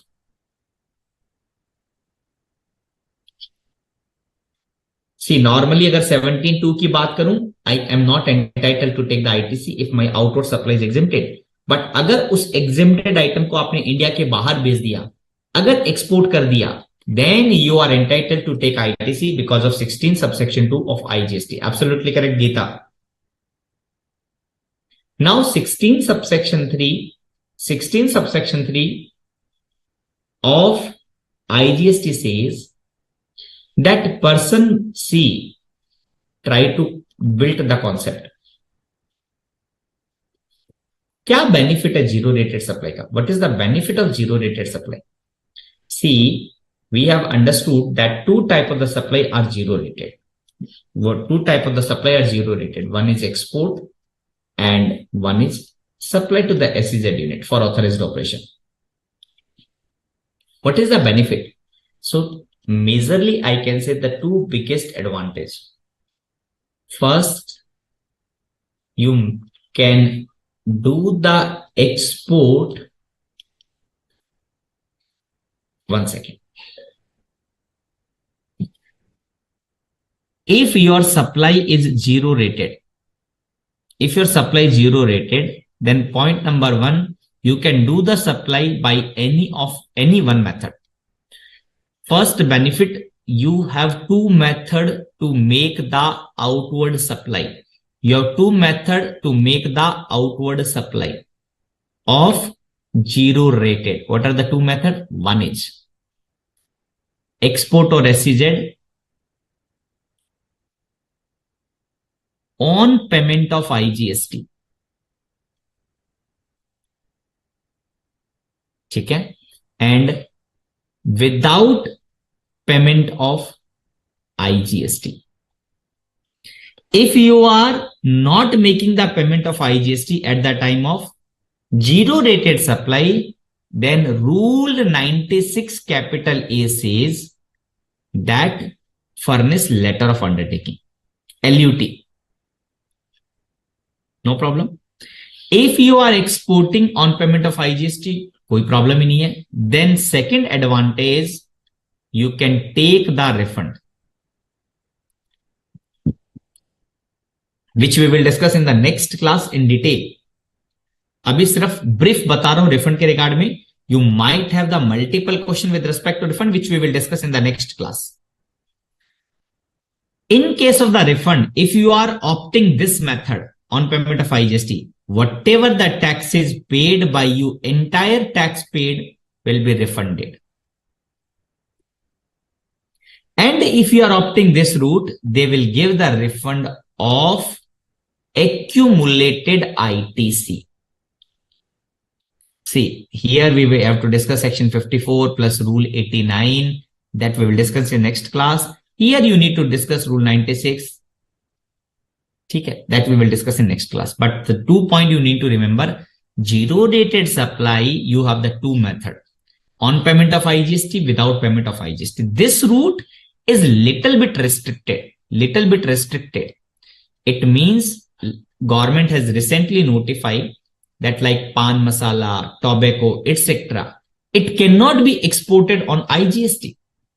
It cannot be exported, or you cannot make the supply to the SEZ unit on payment of IGST. Kya? These items, pan masala, tobacco, related product, menthol related product, you cannot export on IGST.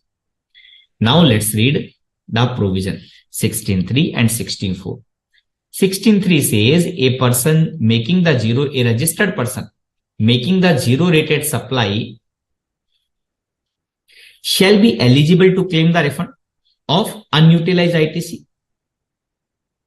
without payment. अगर वो कैसे export करते, they are making the export without payment of IGST under bond या letter of undertaking in accordance with section 54.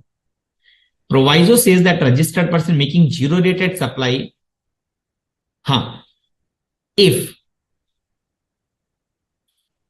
you have made the zero rated supply of goods, export of the goods,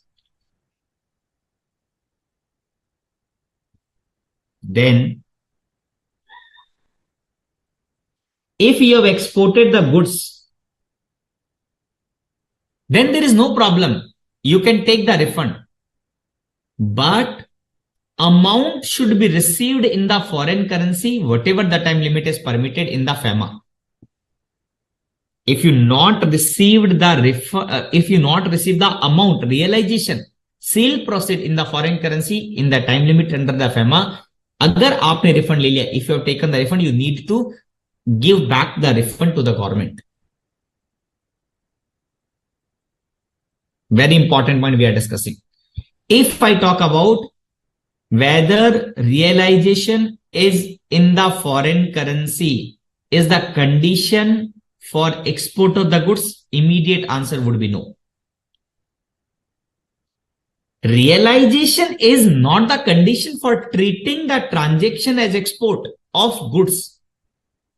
See, in case of the export of the goods, there is only one condition: physical movement from India to out of India. That's it.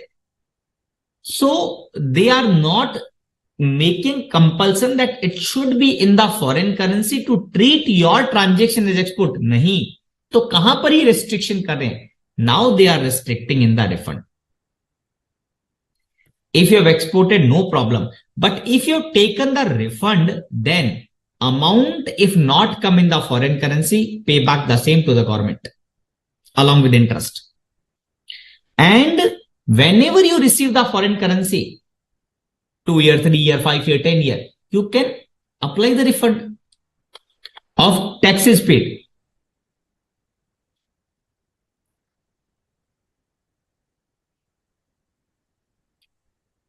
So if you have taken the refund of export of the goods, but you have not bring the realization of the foreign currency, then you need to pay back the refund amount to the government within 30 days along with interest.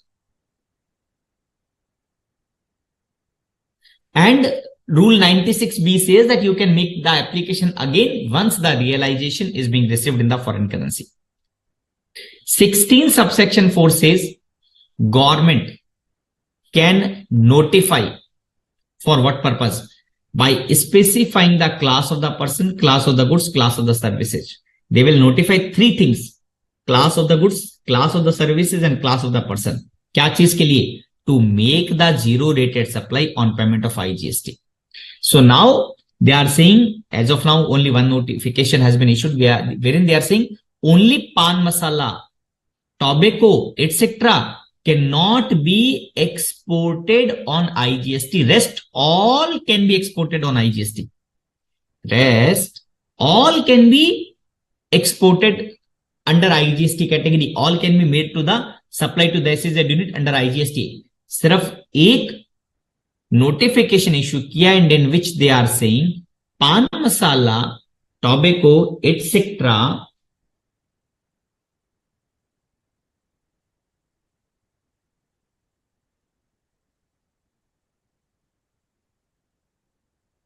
pan masala, tobacco, menthol, etc. cannot be exported on IGST or cannot make the supply to the SEZ unit on IGST.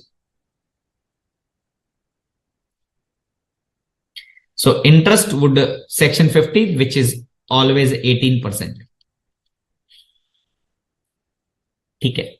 Now the 2 more points which you need to understand. One is the deemed export, one is the merchant export. One concept you need to understand that deemed export, and one concept you need to understand that merchant export.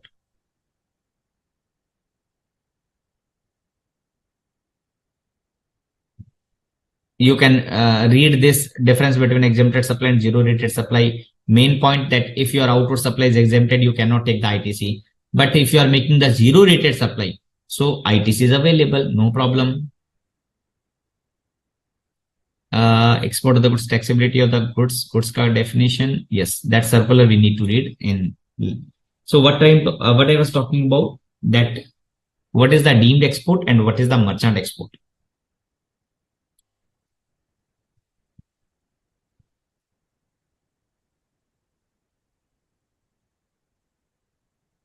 We will come back on page 39 to read the circular 108. Okay. And let me move to the deemed export. See, what is the deemed export? See, point number 1, deemed export is not the export and it is not the zero rated supply. Why I am saying so?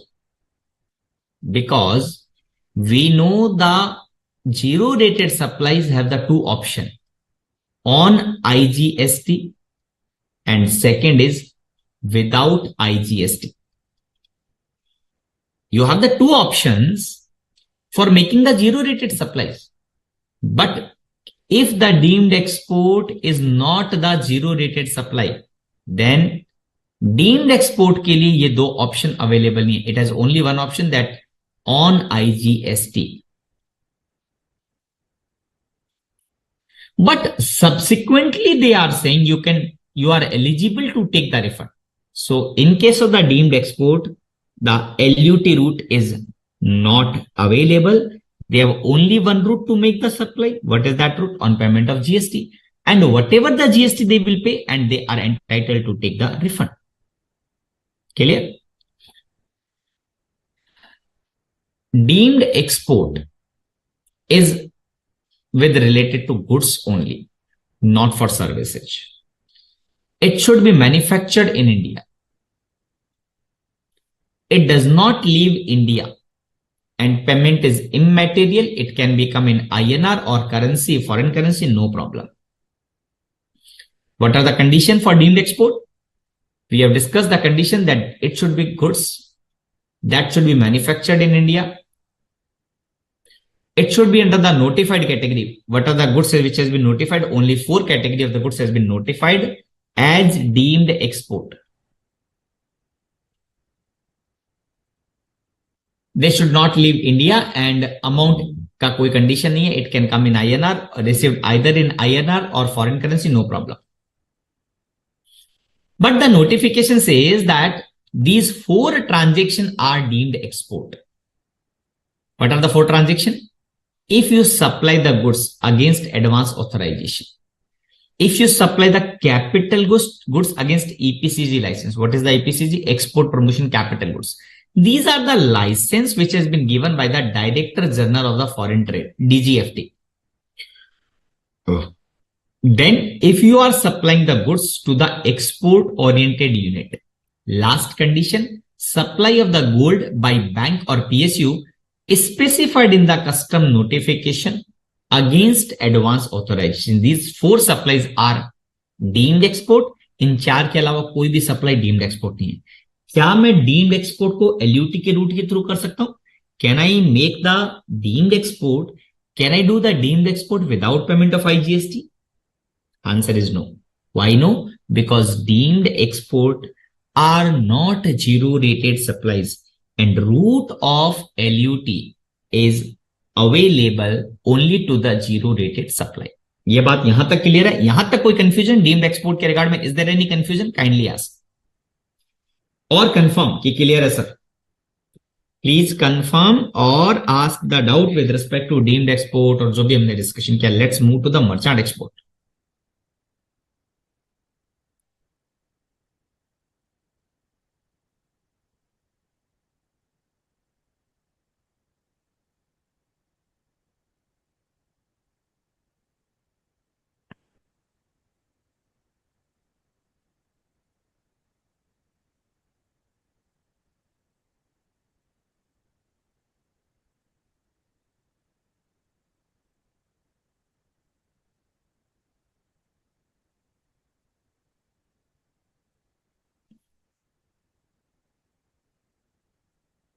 ठीक है.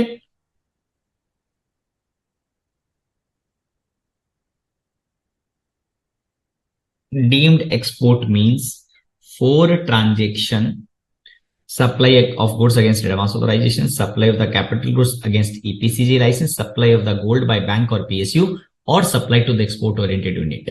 These 4 transactions are deemed export.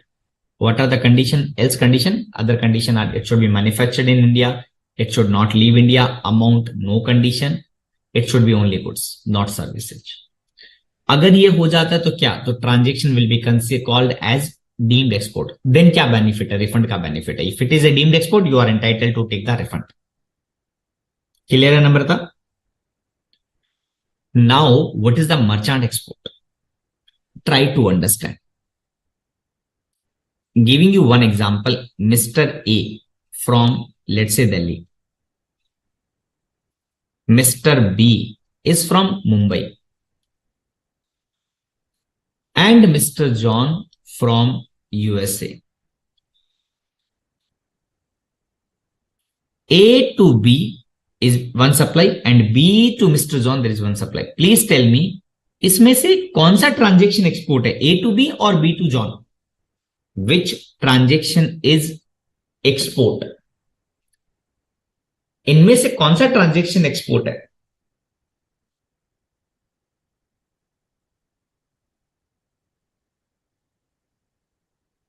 Supply does not leave India means it should not be goes out of India. It should be remain within India only. मतलब supply करने के बाद जो goods है ना, वो because of the supply it should not be given out of India. It should be within India, remain in India.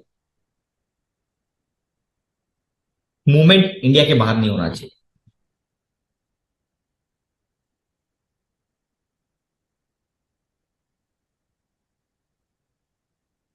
Very simple question. Sir, B to Mr. John is export. So A to B is the deemed export. Can I say A to B is the deemed export? Can I say A to B is the deemed export? Can I say A to B is the deemed export?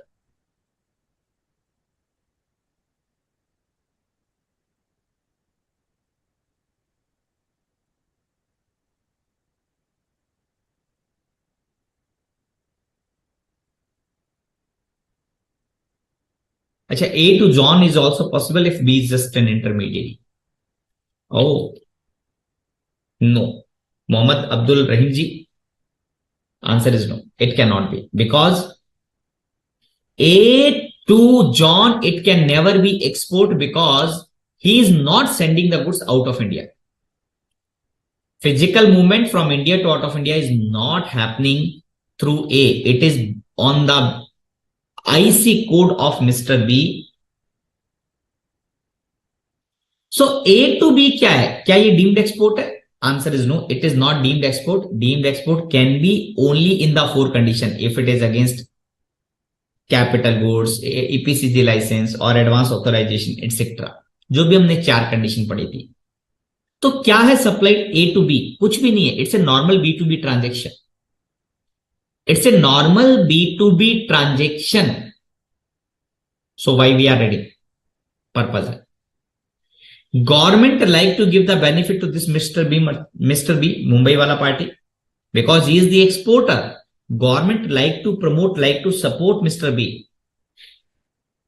To support Mr. B, they have issued one notification which we are going to discuss.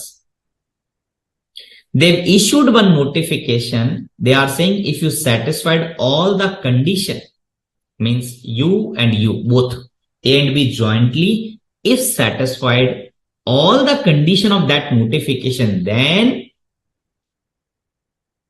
A can make the supply to Mr. B. A can make the supply to Mr. B not on actual tax rate.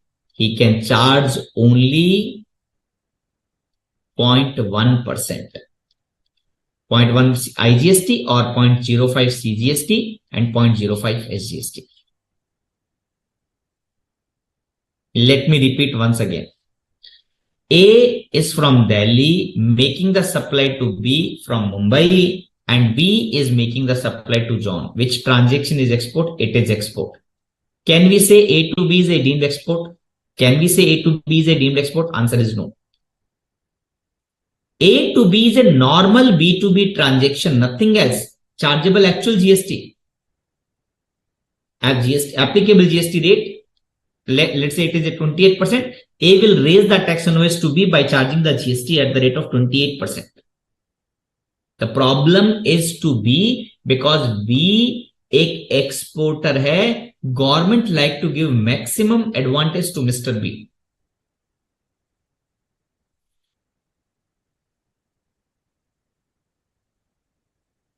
So they are saying that if A and B jointly satisfy the condition of notification 40/2017, then A can make the supply to Mr. B by charging 0.1% GST. Think about, let's say the tax rate is 28%. Now instead of 28, he is only charging 0.1.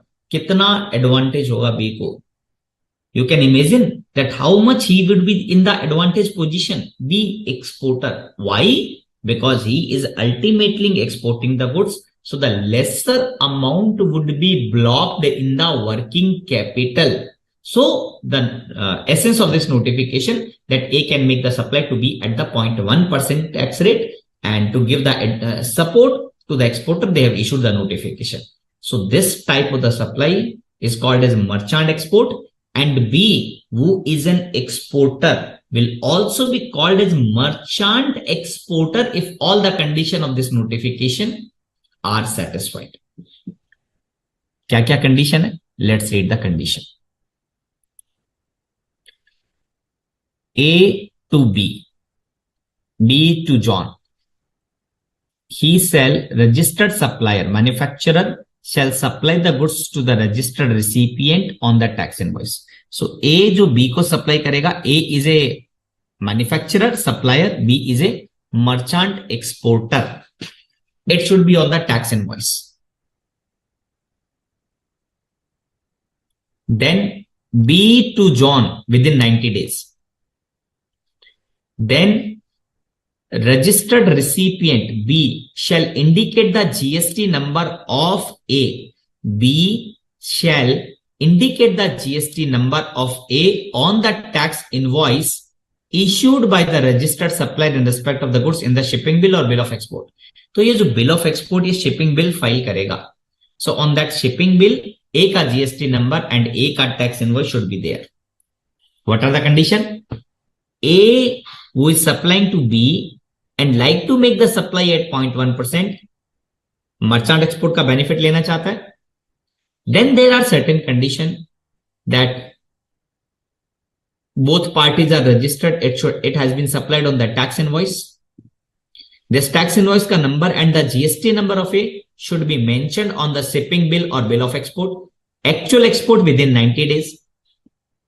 Then this B should be registered with Export Promotion Council.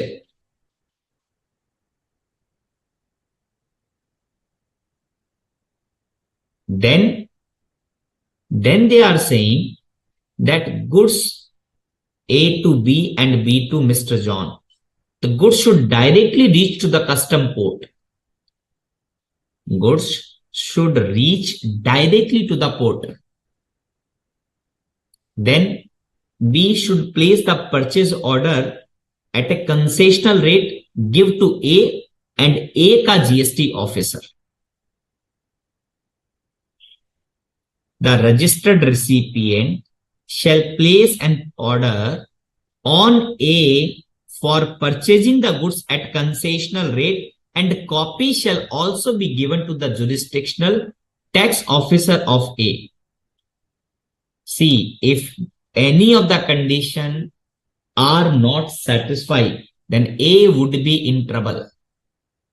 Any of the condition are not satisfied, A would be in trouble. Why? Because he has given the supply to B by charging 0.1%. If the conditions are not satisfied, then this rate would be not accepted by the department. A has to pay the actual GST.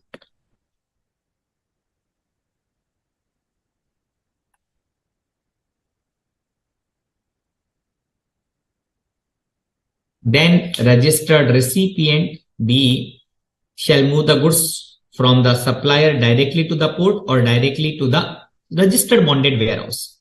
यहां पर क्यों? अगर वो aggregate करना चाहता है, aggregate means like mister B has purchase the goods from X, from Y, from Z, from P, from Q, from R, and that he like to consolidate and he has to send to mister John entire goods in one pack, let's say. In that case, he can moved the goods to the registered warehouse, and from there he has to take the acknowledgement of the warehouse operator on the tax invoice. He has to take the acknowledgement.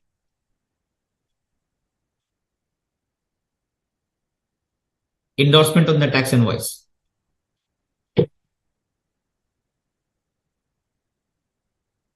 If the registered recipient intend to aggregate the supply, like he has received from so many people, so many suppliers, then from multiple suppliers, then export, then export the goods from each registered supplier shall move to the registered warehouse, custom warehouse, and after aggregation, it shall move to the port, ICD, airport, land custom station, etc.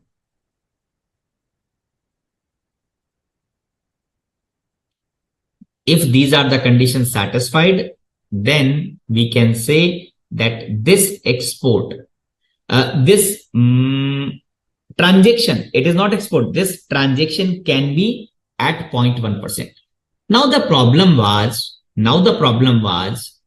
so government has given the sufficient benefit to Mr. B. A is supplying the goods to B at 0.1%. B is making the export. One more thing, please note. In this case, B cannot export on IGST. Always remember. एक rule पढ़ेंगे हम, rule 96 sub rule 10. We will read in the refund chapter. If B, who is an exporter, he cannot export on IGST route if he has purchased the goods at a concessional tax rate, like merchant export. He has purchased the goods at concept of deemed export. He has purchased the goods against advance authorization EPCG license. Then Mr. B, who is exporter, cannot export on IGST. He has to compulsory go under LUT route.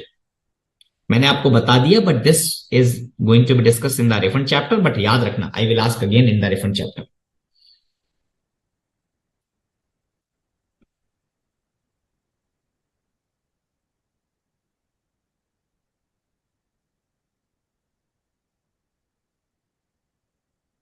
So A is making the supply at 0.1% to B, and B is supplying to Mr. John, and which is export.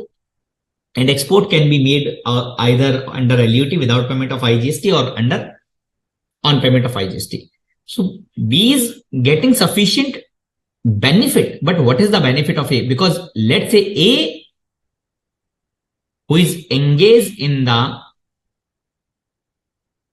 supply to the exporter, he has charged 0.1%. उसके पास तो बहुत सारा ITC होगा. A के पास में तो बहुत ITC accumulate हो गया होगा, right?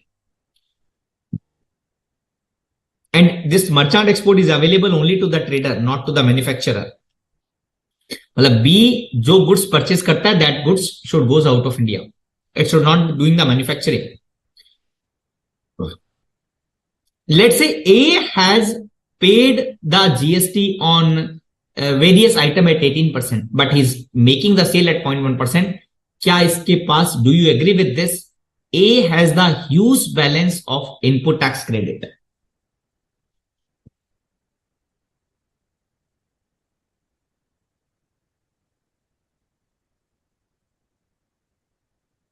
So A ka shipping, see, if the person who is importing will know the details, that is okay. That is the problem of bill to ship to model in India also. Na?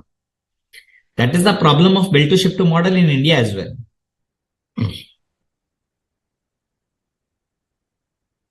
So A will have the huge balance of ITC. Circular 125 has clarified. A can take the refund. And the name of the category is inverted duty structure. What is the category of the refund? Inverted duty structure. What is the inverted duty? Inverted duty means purchase is higher than sales ka rate. Rate on purchase is 18 in my example. Rate on sale is 0.1%. He can take the refund under inverted duty.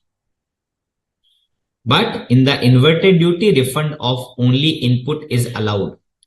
ना तो input service का refund मिलता है, ना capital goods का refund मिलता है. That we will discuss in the refund chapter.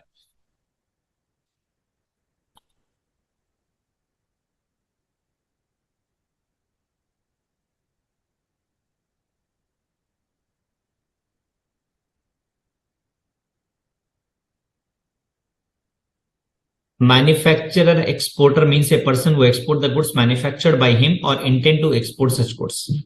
Or merchant exporter means a person engaged in the trading activity and exporting or intending to export the goods.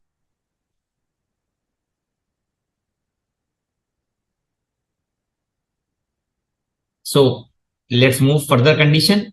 If the registered recipient intend to aggregate the supply from multiple registered supplier, then export the goods shall move first to the registered warehouse and after aggregation shall move to the port. But in this situation, the requirement would be endorsement of the receipt of the goods on the tax invoice and also obtain the acknowledgement in the registered warehouse from the warehouse operator, and endorsed tax invoice and the acknowledgement of the warehouse operator shall be provided to the registered supplier as well as tax officer. क्या देना है मुझे tax officer को? B को देना है ए को and ए की टैक्स ऑफिसर को. पहले क्या दिया था? B has submitted the purchase order to A and A is का tax officer. Now what is submitting? He is submitting the to the supplier and the tax officer. What is submitting? Endorsed tax invoice and acknowledgement of the warehouse operator. He is submitting.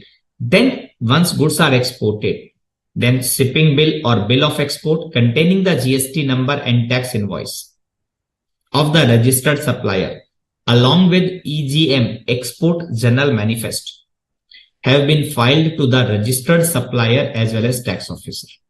So these are the requirement. और अगर इसमें कोई भी requirement complete नहीं हुई, then A would be liable to pay the actual GST instead of the 0.1%.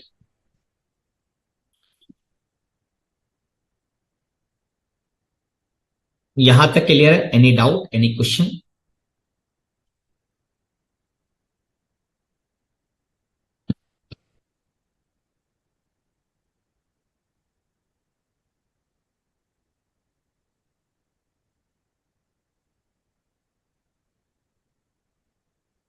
Circular 108 एक बार read कर लेते हैं. Circular 108 is basically on sending or taking the goods out of India for exhibition or consignment basis for export promotion.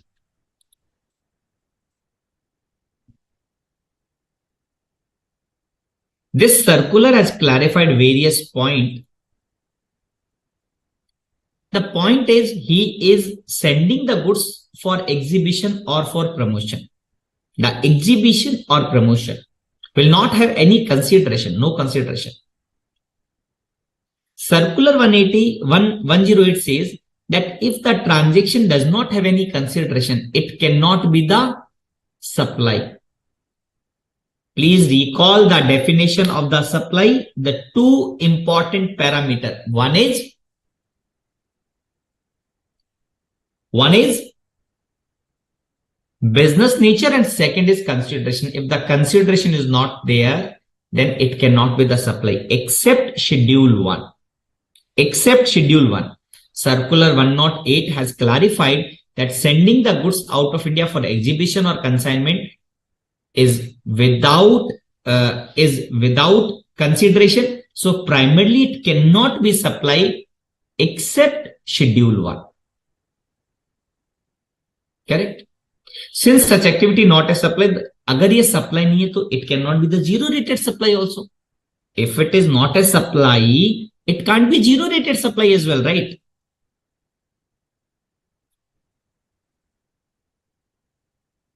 So therefore, activity of sending or taking goods out of India is not a zero rated supply. That being the case, execution of the bond or LUT under section 16 is not required. So at that point of time, if you are moving the goods, do you require to file the letter of undertaking? Answer is no, not required. Why? Because LUT is being furnished in case of zero rated supply, and sending the goods out of India for expo promotion or exhibition, it is not zero, it is not supply, and therefore it is not zero rated supply, and therefore no LUT is required. How then goods will be moved? So this circular has given one annexure that you need to submit the detail in this format to the custom. They will allow you to send the goods, no problem. And then that circular has linked the time limit of 6 months. If the goods which is being sent for exhibition purpose or promotion purpose is not received within a period of 6 months, then it shall be treated as deemed supply. And they have also clarified certain refund related provision, which we will discuss in the next chapter. So I hope, so we have discussed deemed export, we have discussed merchant export. Now let's move to the export of service. Ye wala part, this part we have already discussed. Let's see once again. Subsidiary and holding company, not treated as mere establishment of distinct person. Correct? Why we are talking about they will not be treated as mere establishment of distinct person? Because this is the fifth condition for export of service. This is the fifth condition for export of service. For treating that transaction as export of the service, supplier and recipient should not be the mere establishment of distinct person. And this has been clarified. They are not considered or not treated as mere establishment of the distinct person. So it means we are in the position to treat the transaction as export of service if all rest conditions are satisfied. Since these are the two separate legal person, so they have given the one judgment of service tax regime, very landmark judgment. And now CBIC in GST also they have clarified this particular by issuing the circular. Circular we will discuss in some time. Let me move to the circular. I think 161 tha circular. Circular 161. So it will be treated as export.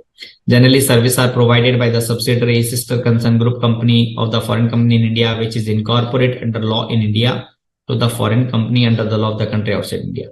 If Indian company is separately registered under Indian Companies Act, then it is not the mere establishment of the distinct person. It is not a related party, and therefore the transaction would continue to be treated as export between subsidiary, holding, etc. Definition of the export of the service place the condition that the service provided to one establishment to the another establishment of same person considered as establishment of distinct person as per cannot be treated as export. So I have clarified. You can read if something is new. I will explain. Not incorporated in India. Now see the diagram. They are saying India and outside India. RBA of foreign company, they does not have incorporated in India. If they are making the supply to the establishment outside India, then क्या ये export of service होगा? No, it cannot be considered. It cannot be considered as export of service. It cannot be considered as export of service. प्रेरणा आपका message हमें मिला sir, please repeat the exhibition वाला point. Just wait for 5-10 minute. I will explain, but before closure I will explain ये point. ठीक है? It is not export, we have discussed, because they are establishment of the distinct person. It is exempted supply and it cannot be treated as export. Then company incorporated in India, RB of Indian company not incorporated in foreign company, again they will not be considered as export of service because these two entities should be separately registered in the respective statute.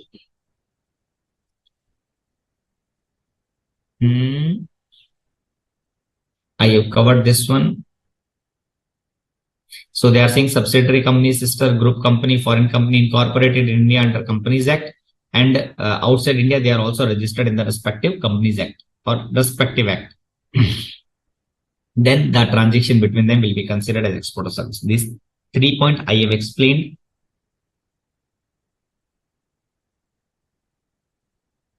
So we'll move to the page number 51. एक बार रुकिए, मुझे पहले वो circular 78 clarify करना है. Very nice circular 78. So we know that amount should come in the foreign currency. That is the one of the condition of for export of service.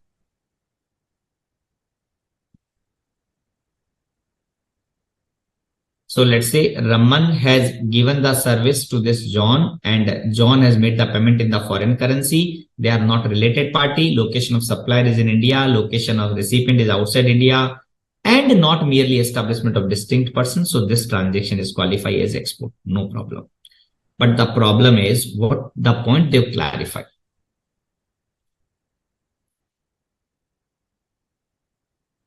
Subcontracting of service to another person. This point have been clarified. Circular 78 has clarified in case of subcontracting of service by an exporter to the another person, and another person is located outside India. Then what could be the situation? Example, if an exporter of service outsource a portion of that service contract to another person outside India. So Raman has subcontracted the part of this transaction to, let's say, Mr. Robin of USA, and they are having the contract with Mr. John. Raman and John are having contract. So he is providing the service to John, and Robin is providing the service to Raman, let's say. Where an exporter in India supplying certain service to the recipient located outside India, either wholly or partly, through any other supplier outside India, the following two supplies are taking place. One supply between John and Raman, and second supply between Robin and Raman. Okay. Supply of the service from exporter of service, that is Raman, to the recipient of the service located outside India, that is John, for full contract value. Import of service by exporter in India from the supplier located outside India. It means import of service by Rohan and from Robin. This is import of service.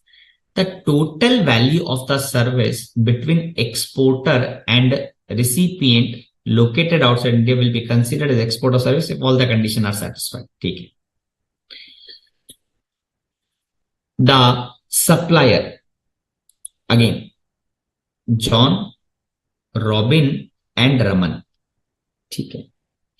So Raman receiving the service from Robin, it is import of service in the hand of Raman, so he has to pay the tax and the reverse charge. Supplier of the service, that is Raman, would be liable to pay IGST under reverse charge basis on the import of service because it is import of service.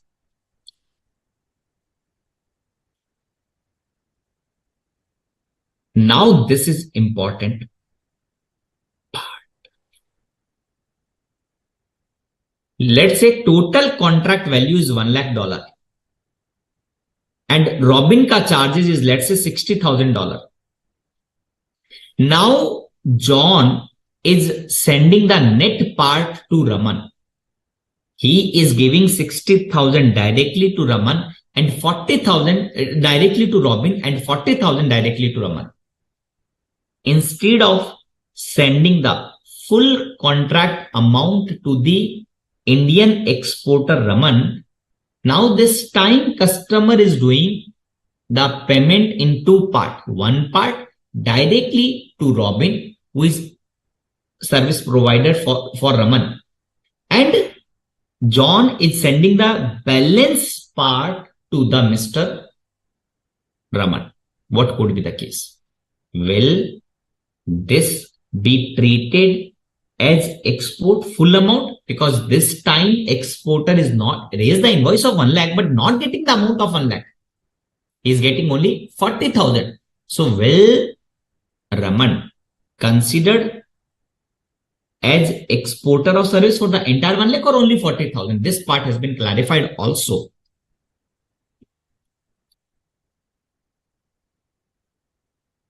It says that supplier of the service located in India would be liable to pay IGST.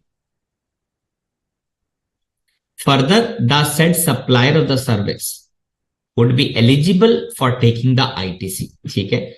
Even if the full consideration is not received in foreign currency due to recipient of service located outside India, that is Mr. John, has directly paid to Robin. Kitna? $60,000. And that portion of the consideration shall also be treated as receipt of the consideration for export of the service. Now, in the hand of Rohan, question था क्या ये 60,000 भी export माना जाएगा क्या in the hand of the Rohan, because he is not getting the amount in the foreign currency. It is being directly paid. So answer was yes, it will be treated that he has received full 1 lakh amount in the foreign currency, provided IGST has been paid by the supplier located in India for import of service which has been directly provided. So he has paid the tax under RCM to the extent of 60,000, and RBI by general instruction or specific approval has allowed that part of the consideration can be retained outside India. So what is the crux of the Circular 78? Circular 78 has clarified that if export of service exporter are subcontracting certain part to the another person, then first it is saying that there are two transactions. One is Indian party, that is Raman, taking the services from Robin. So that is import of service. IGST is payable under RCM and ITC is entitled. Second, Raman to Mr. John. It is export of the service if all conditions are satisfied. Now further, second part they have taken that this time John has not paid the full amount to Mr. Rohan, exporter. They have divided the amount in two parts. One to the Mr. Robin, who is the subcontractor of Rohan. Some part he has, whatever the service fees is being of Robin, John has provided that amount 60,000 to Robin and 40,000 to John. So Circular 78 clarify that John will be, Rohan will be considered as export to the service for the full contract value. Full contract value. It is not that because he is receiving only 40,000, so the export of service would be only $40,000. No, it will be entire 1 lakh. Rohan is entitled to take entire benefit for rupees 1 lakh, for $1 lakh.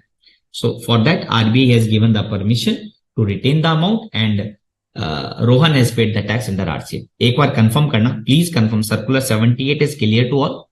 Please confirm Circular 78 is clear to all.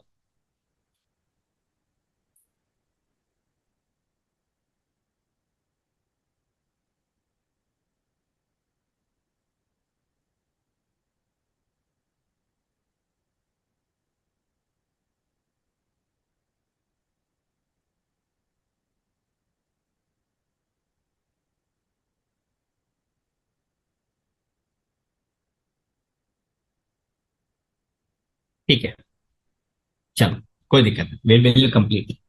Now let's move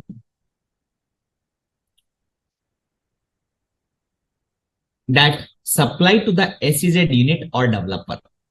Earlier, supply to the SEZ unit or developer is zero rated supply, but now we need to see if it is for authorized operation, then only it is zero rated supply.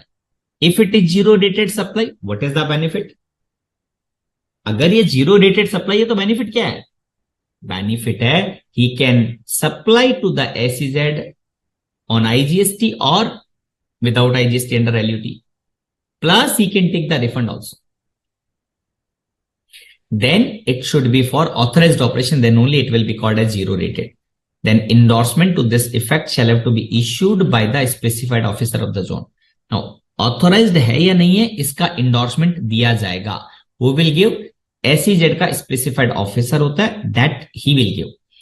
Therefore, subject to the provision of block credit, if the event management service, hotel accommodation service, consumer are provided to the SEZ unit for authorized operation. So there was a doubt which has been clarified by the circular 48. What was the doubt? See, I have one property and I have given some hotel accommodation service to the SEZ employee. My property location is Delhi and SEZ is located in let's say Noida, UP. The question was, because it is hotel accommodation service, immovable property, so iska place of supply kya hoga? Well, the place of the supply, the location of the property, and therefore C plus has to be charged by the Delhi owner, property owner jo bhi hai. Or because we have read in the section 7 subsection 5 clause B, क्या था? Supply to or by SEZ unit or developer will always be the interstate supply.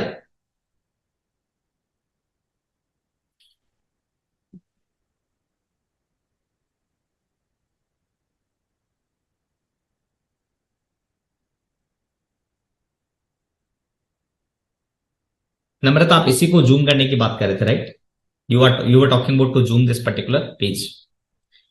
So they are saying, if the property, if the event management services, hotel accommodation services, which normally the location of supplier is the so the location of the property would be the place of the supply, so always it will be intra C plus S to be charged. But they are saying if it is being given to the SEZ unit for authorized operation, then it will be considered as zero rated supply. That part has been clarified by one circular, I think 48. Yes, 48. ठीक है. ठीक है. Transaction with export oriented unit, so zero rating is not applicable to the EOU because we have discussed that export oriented unit को अगर आपने supply किया तो it is deemed export, and deemed export is not the zero rated supply, and therefore LUT वाला option is not available. You can supply on payment of a GST and take the refund. Therefore, supply to the EOU is like any other taxable supplies, and EOU to the extent of export are eligible for zero rating like any other export. Okay. However, supplies to the EOU are treated as deemed export and refund is available. So in case of the deemed export, the refund, any party can go for the refund, either supplier or the recipient, any one party can go for the refund. So we have discussed the procedure for the merchant export. Now rule 96A. What is the rule 96A? Rule 96A is talking about export under LUT. Export without payment of GST. See, you are doing the export, whether it is goods or services, or you are making the supply to SEZ unit or developer, then rule 96A says these are zero rated supply and you can supply without IGST, but you need to file letter of undertaking. What are the letter of undertaking conditions? It says that letter of undertaking means the exporter or supply to the SEZ is giving the undertaking that I will export within 15 days. I will export within 3 months.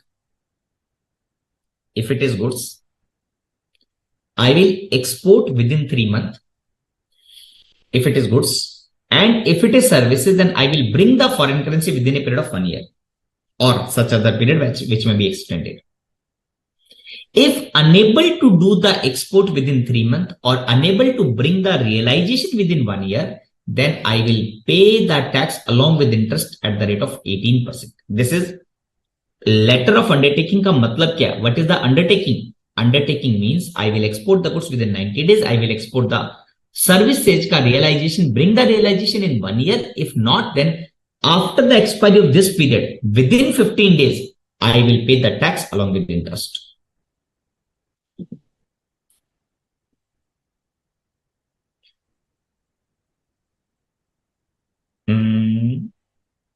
And what we have discussed, 16 subsection 3, read exactly same rule 96B. It says that if you have zero rated supply of the goods under LUT, you have taken the refund, but if you not received the realization in foreign currency, you have to deposit the refund along with applicable interest within 30 days.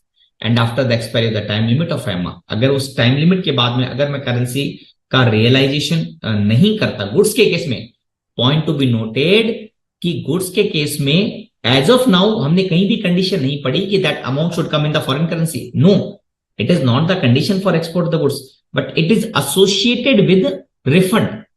So if you are exporting, realization is not important. So the transaction, once you have sent the goods from India to out of India, it will be export. Now the amount, if not received in the foreign currency, is there any repercussion? The repercussion would not be on the treating the transaction as export of the goods. That will remain always as export of the goods. But if you have taken the refund before realization, then realization not happening within the time period of FEMA, you need to return the refund along with interest. Rule 96B prescribe the manner, lay down the procedure realized within the period FEMA for receipt of the foreign currency, non-realization or partial realization. Okay. Failure to export the goods and pay the tax along with interest that we have discussed. All persons are eligible to furnish LUT in place of the bond. So Rule 96A ka requirement was bond or LUT. So when LUT would be furnished and when bond would be furnished. So the circular notification 37 has given the benefit of LUT to all the exporter except one. Which one? If he has defaulted the tax का payment more than 250 lakh, 2.5 crore से ज्यादा का defaulter है, 2.5 CR से ज्यादा का वो defaulter है for payment of the taxes, who has been prosecuted for cases involving an amount exceeding rupees 250 lakh, then in that case,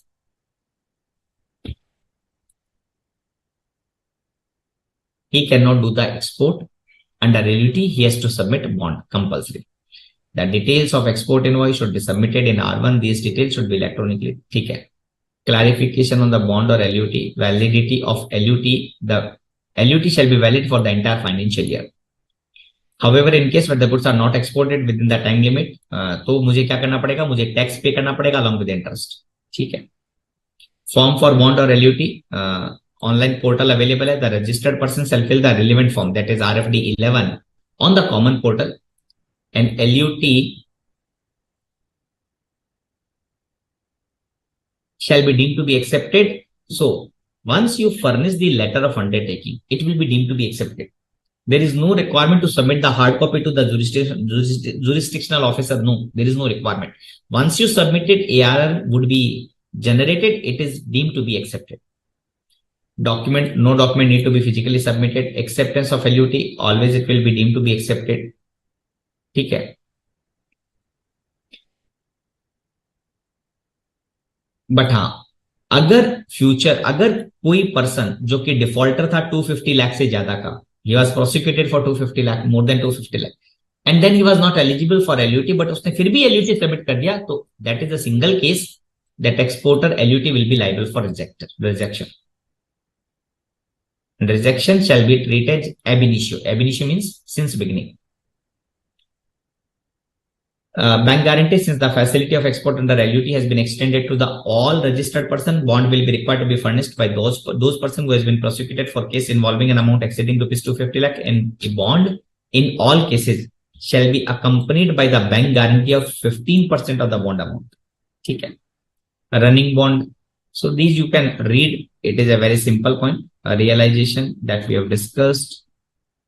Jurisdictional officer. Okay. Nepal to the Bhutan export. Export of the goods, there is no problem to the Nepal or Bhutan, because in case of the Nepal or Bhutan, there is amount is coming in the Indian rupees. So for goods, there is no condition that amount should be received in Indian rupees, foreign currency, no condition. But for services, it is not being received in the foreign currency. So the question was, will it be considered as export? The answer would be yes.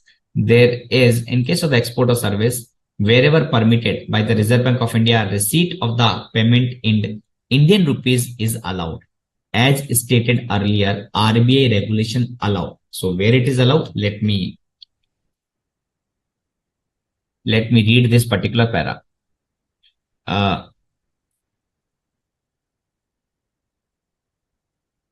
Para A, Part 1 of the RBI Master Circular number 14 by 2015-16 dated 1 July 15, updated as on 5th November, state that there is no restriction on invoicing of export contract in Indian rupees in terms of the rules, regulation, notification, and direction framed under the FEMA Act.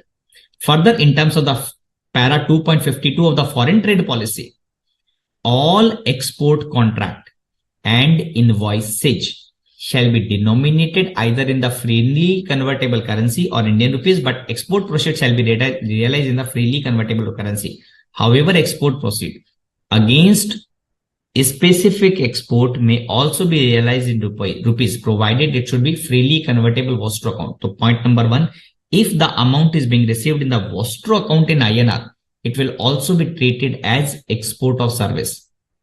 Then they have given, or Nepal or Bhutan, if you receive the amount in Indian rupees from Nepal or Bhutan, it will be still treated as export of service. Accordingly, it is clarified that acceptance of LUT for the supply of the goods or services to the country outside India or as a developer or unit shall be permissible irrespective of whether the payment are made in INR or convertible foreign exchange, as long as they in accordance with the applicable RBI guideline. From my side, the chapter is completed. Only I have to explain Circular 108. But before that, please clarify. Are you there? Prerna. I think Prerna ne pucha tha na mere se. Prerna Kochar, are you there? Confirm. And we have that 15 minute approx, and we will do the revision of this chapter. Quick round of the question answer. So Prerna, let me explain. Circular 108 is being applicable if you are sending the goods from India to out of India for promotion, export promotion or exhibition. Why the doubt was? Because in this case, we are not receiving any amount. We are not receiving any amount. It is free. You are only sending the goods for promotion and you are bringing back. Then the doubt was clarified. Will it be zero rated supply? Do we need to furnish LUT, etc., etc.? Circular 108 has clarified that from India to outside India, if you are sending for exhibition purpose or for promotion purpose, then you are not receiving any money, no consideration.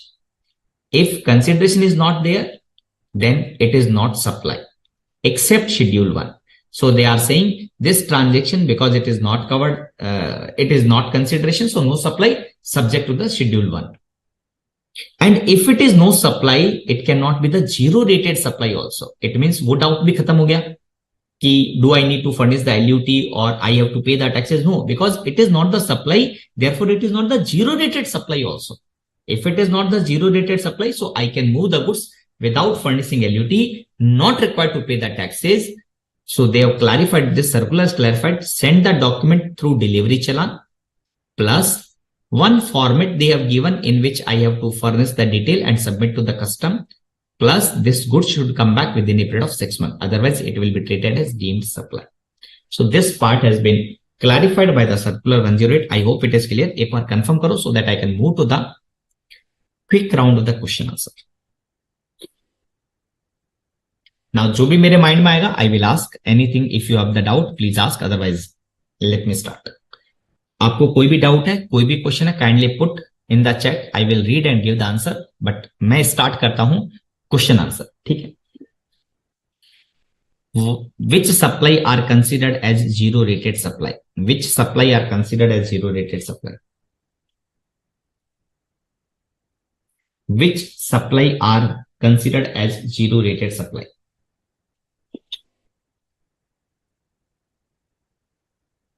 Which supply are considered as zero rated supply?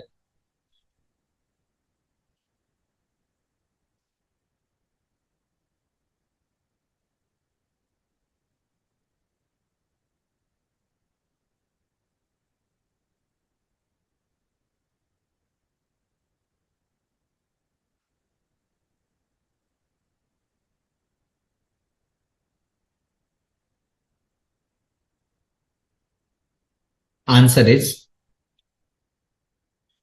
export and supply to the SEZ unit or developer. Correct. Question number 2. Whether all supply to SEZ is a zero rated supply? Whether all supply to SEZ is a zero rated supply?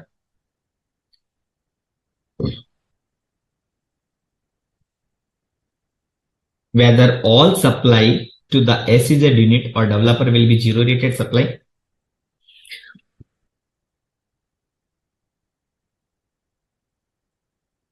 प्रेरणा, अब आपका reply आया। सोचो मैंने आपसे कब पूछा था, अब मुझे रिसीवर रिप्लाई कि yes sir I am here. तो मैंने सर्कुलर 108 क्लैरिफाई कर दिया। अगर फिर भी कोई डाउट है तो आप पूछ लीजिए, I will clarify again. Answer is no, it is only authorised operation है तभी ये सप्लाई जीरो रेटेड है। Question number 3, there are two route available to make the zero rated supply. What are the two route? In short, please explain. There are two route available to make the supply of zero rated. There are two route available to make the supply of zero rated. Can you please confirm what are the two route?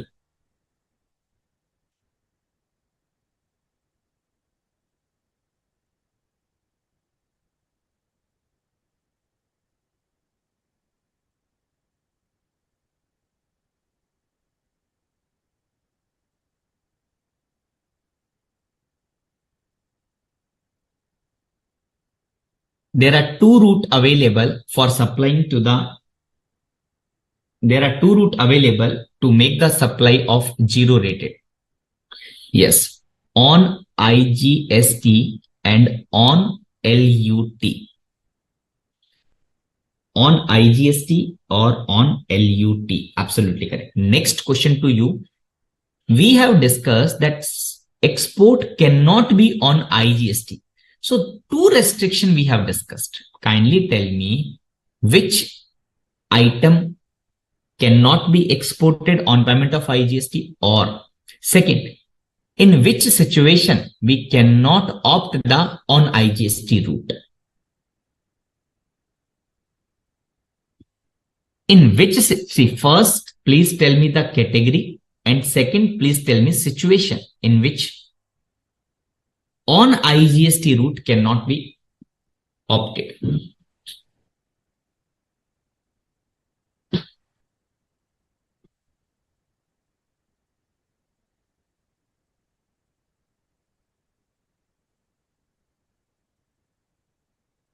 Please answer, let me.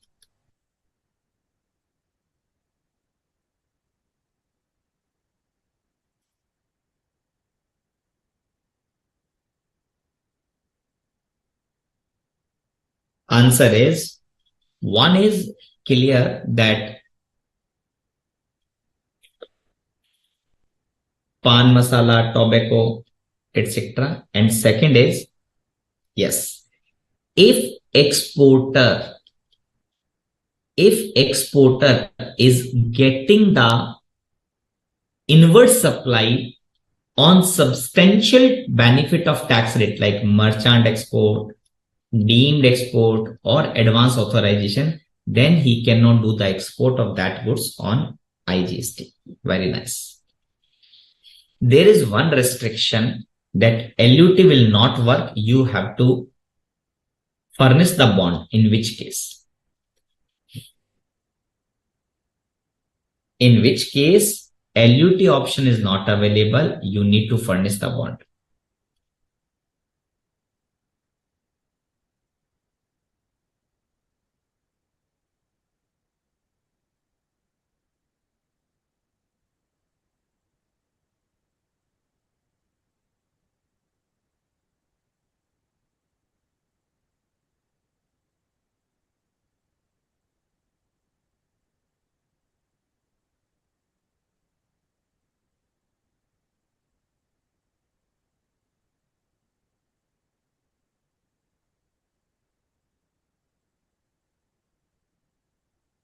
Tell me in which case LUT is not available. If the defaulter has made the default of more than rupees 250 lakhs. Correct. Next question. In case of the deemed export, I will ask a couple of questions. Yeah, whether LUT route is available in case of the deemed export. Whether LUT route is available in case of the deemed export. Whether LUT route is available in case of the deemed export, and give me any example of deemed export transaction. Give me any example of deemed export transaction. Give me any example of deemed export transaction.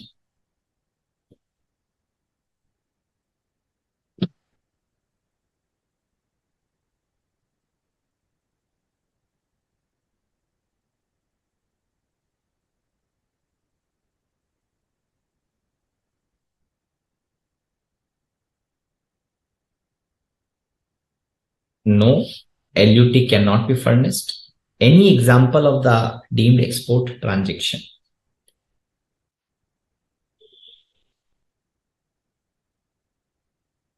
Very nice. Anand Kumar Chaudhary, Namrata,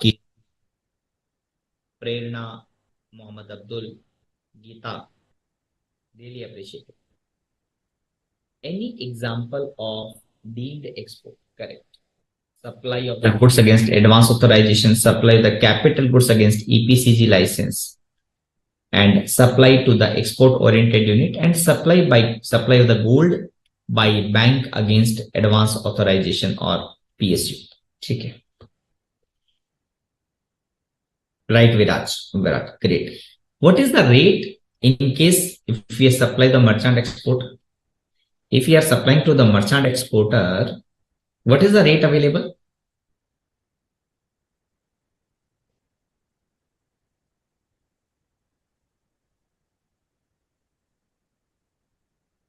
What is the rate available to the merchant exporter? And in this case, we have discussed one new category of the refund, that yes, supply to the merchant export refund is available.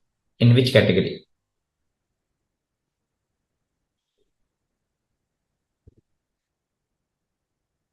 So one answer I have received, that rate is 0.1% IGST or 0.05% CGST and 0.05% SGST. Okay. What is the refund category in which the, like I have given the example A to B and B to John. Yes, we have discussed inverted duty structure. So in the inverted duty structure, who can apply for the refund? A or B? So we have discussed that IDS category में refund मिल जाएगा. किसको? A को या B को? A or B? Who are entitled to take the refund under IDS category, inverted duty structure category?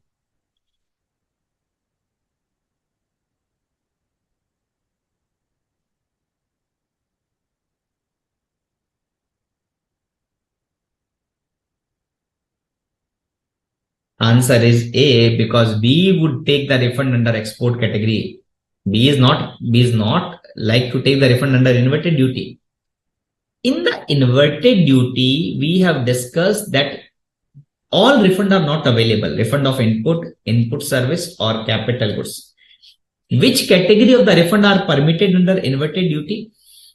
कौन सी category का refund मिल जाएगा under inverted duty?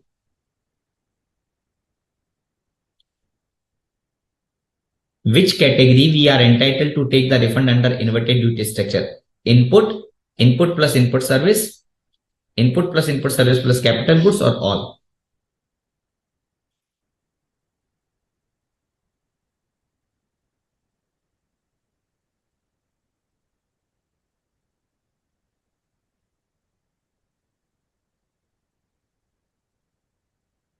Answer is only input. Neither input service nor capital goods under inverted duty. But if you are talking about the zero rated supply under LUT, we will discuss in the next chapter. But remember, zero rated supply under LUT, you can take the refund of input, you can take the refund of input service. only capital goods is prohibited under LUT. But under IDS category, inverted duty structure category, input service as well as capital goods both are prohibited.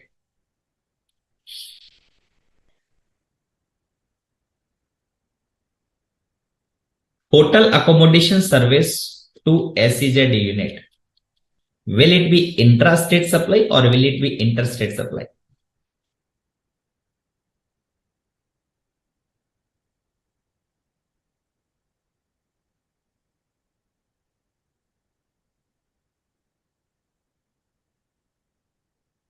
Will it be intrastate supply or will it be interstate supply?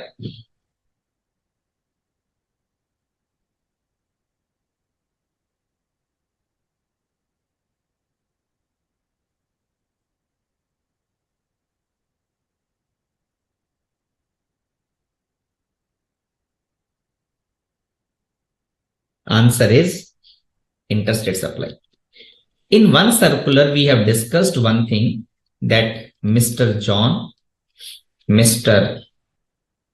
Raman from India and Robin from USA. John from UK, let's say. He is raising the invoice of $1 lakh and he is making the payment of $60,000 to Robin and $40,000 to Raman. In this case, we have discussed that yes, entire 1 lakh would be treated as export of the services provided. Two conditions are satisfied. In this circular, we have discussed that Raman are entitled to treat 1 lakh, full 1 lakh as export of the services. However, they have given two conditions on Raman. What are the two conditions?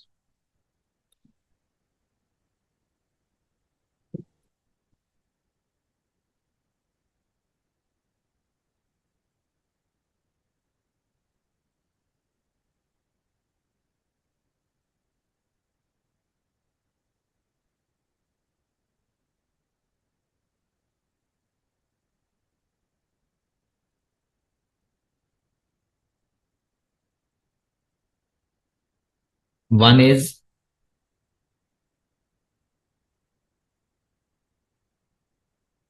he has paid RCM on import of service, and second is that RBI has given the permission as per the general instruction or specific. Rule 42-43. No reversal is required or some reversal is required, that we have discussed. Okay. Whether Schedule 3 require the reversal, whether Schedule 3 का transaction require the reversal as per the rule 42-43.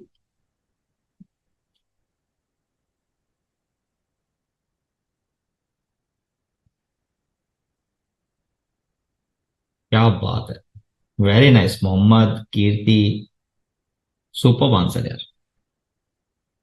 Namrata, then Geeta, then Prerna, Ananta Chaudhary. I am not receiving the reply for the last question.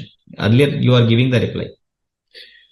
For entire Schedule 3, there is no requirement of reversal, there is a requirement of reversal, or there is some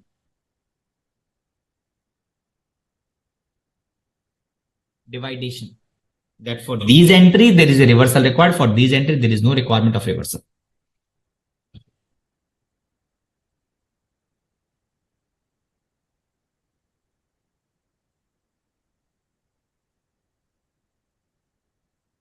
Yes. Schedule 3 का para 5 and para 8A is treated as exempt supply and therefore reversal is applicable. But rest all the para not exempted and therefore no reversal is required.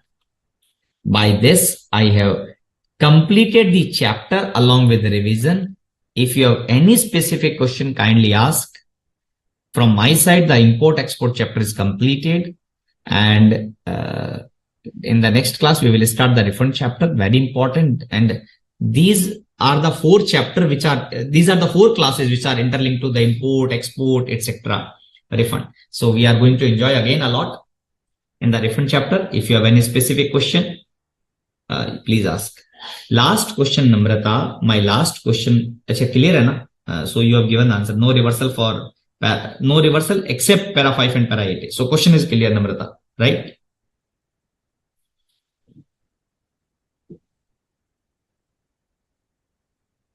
Any doubt? Kindly ask. Any doubt? Please ask. आपका कोई भी doubt है? Kindly ask.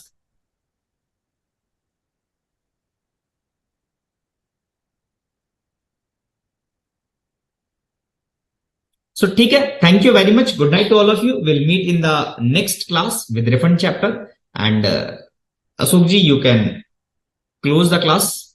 Thank you very much. Good night.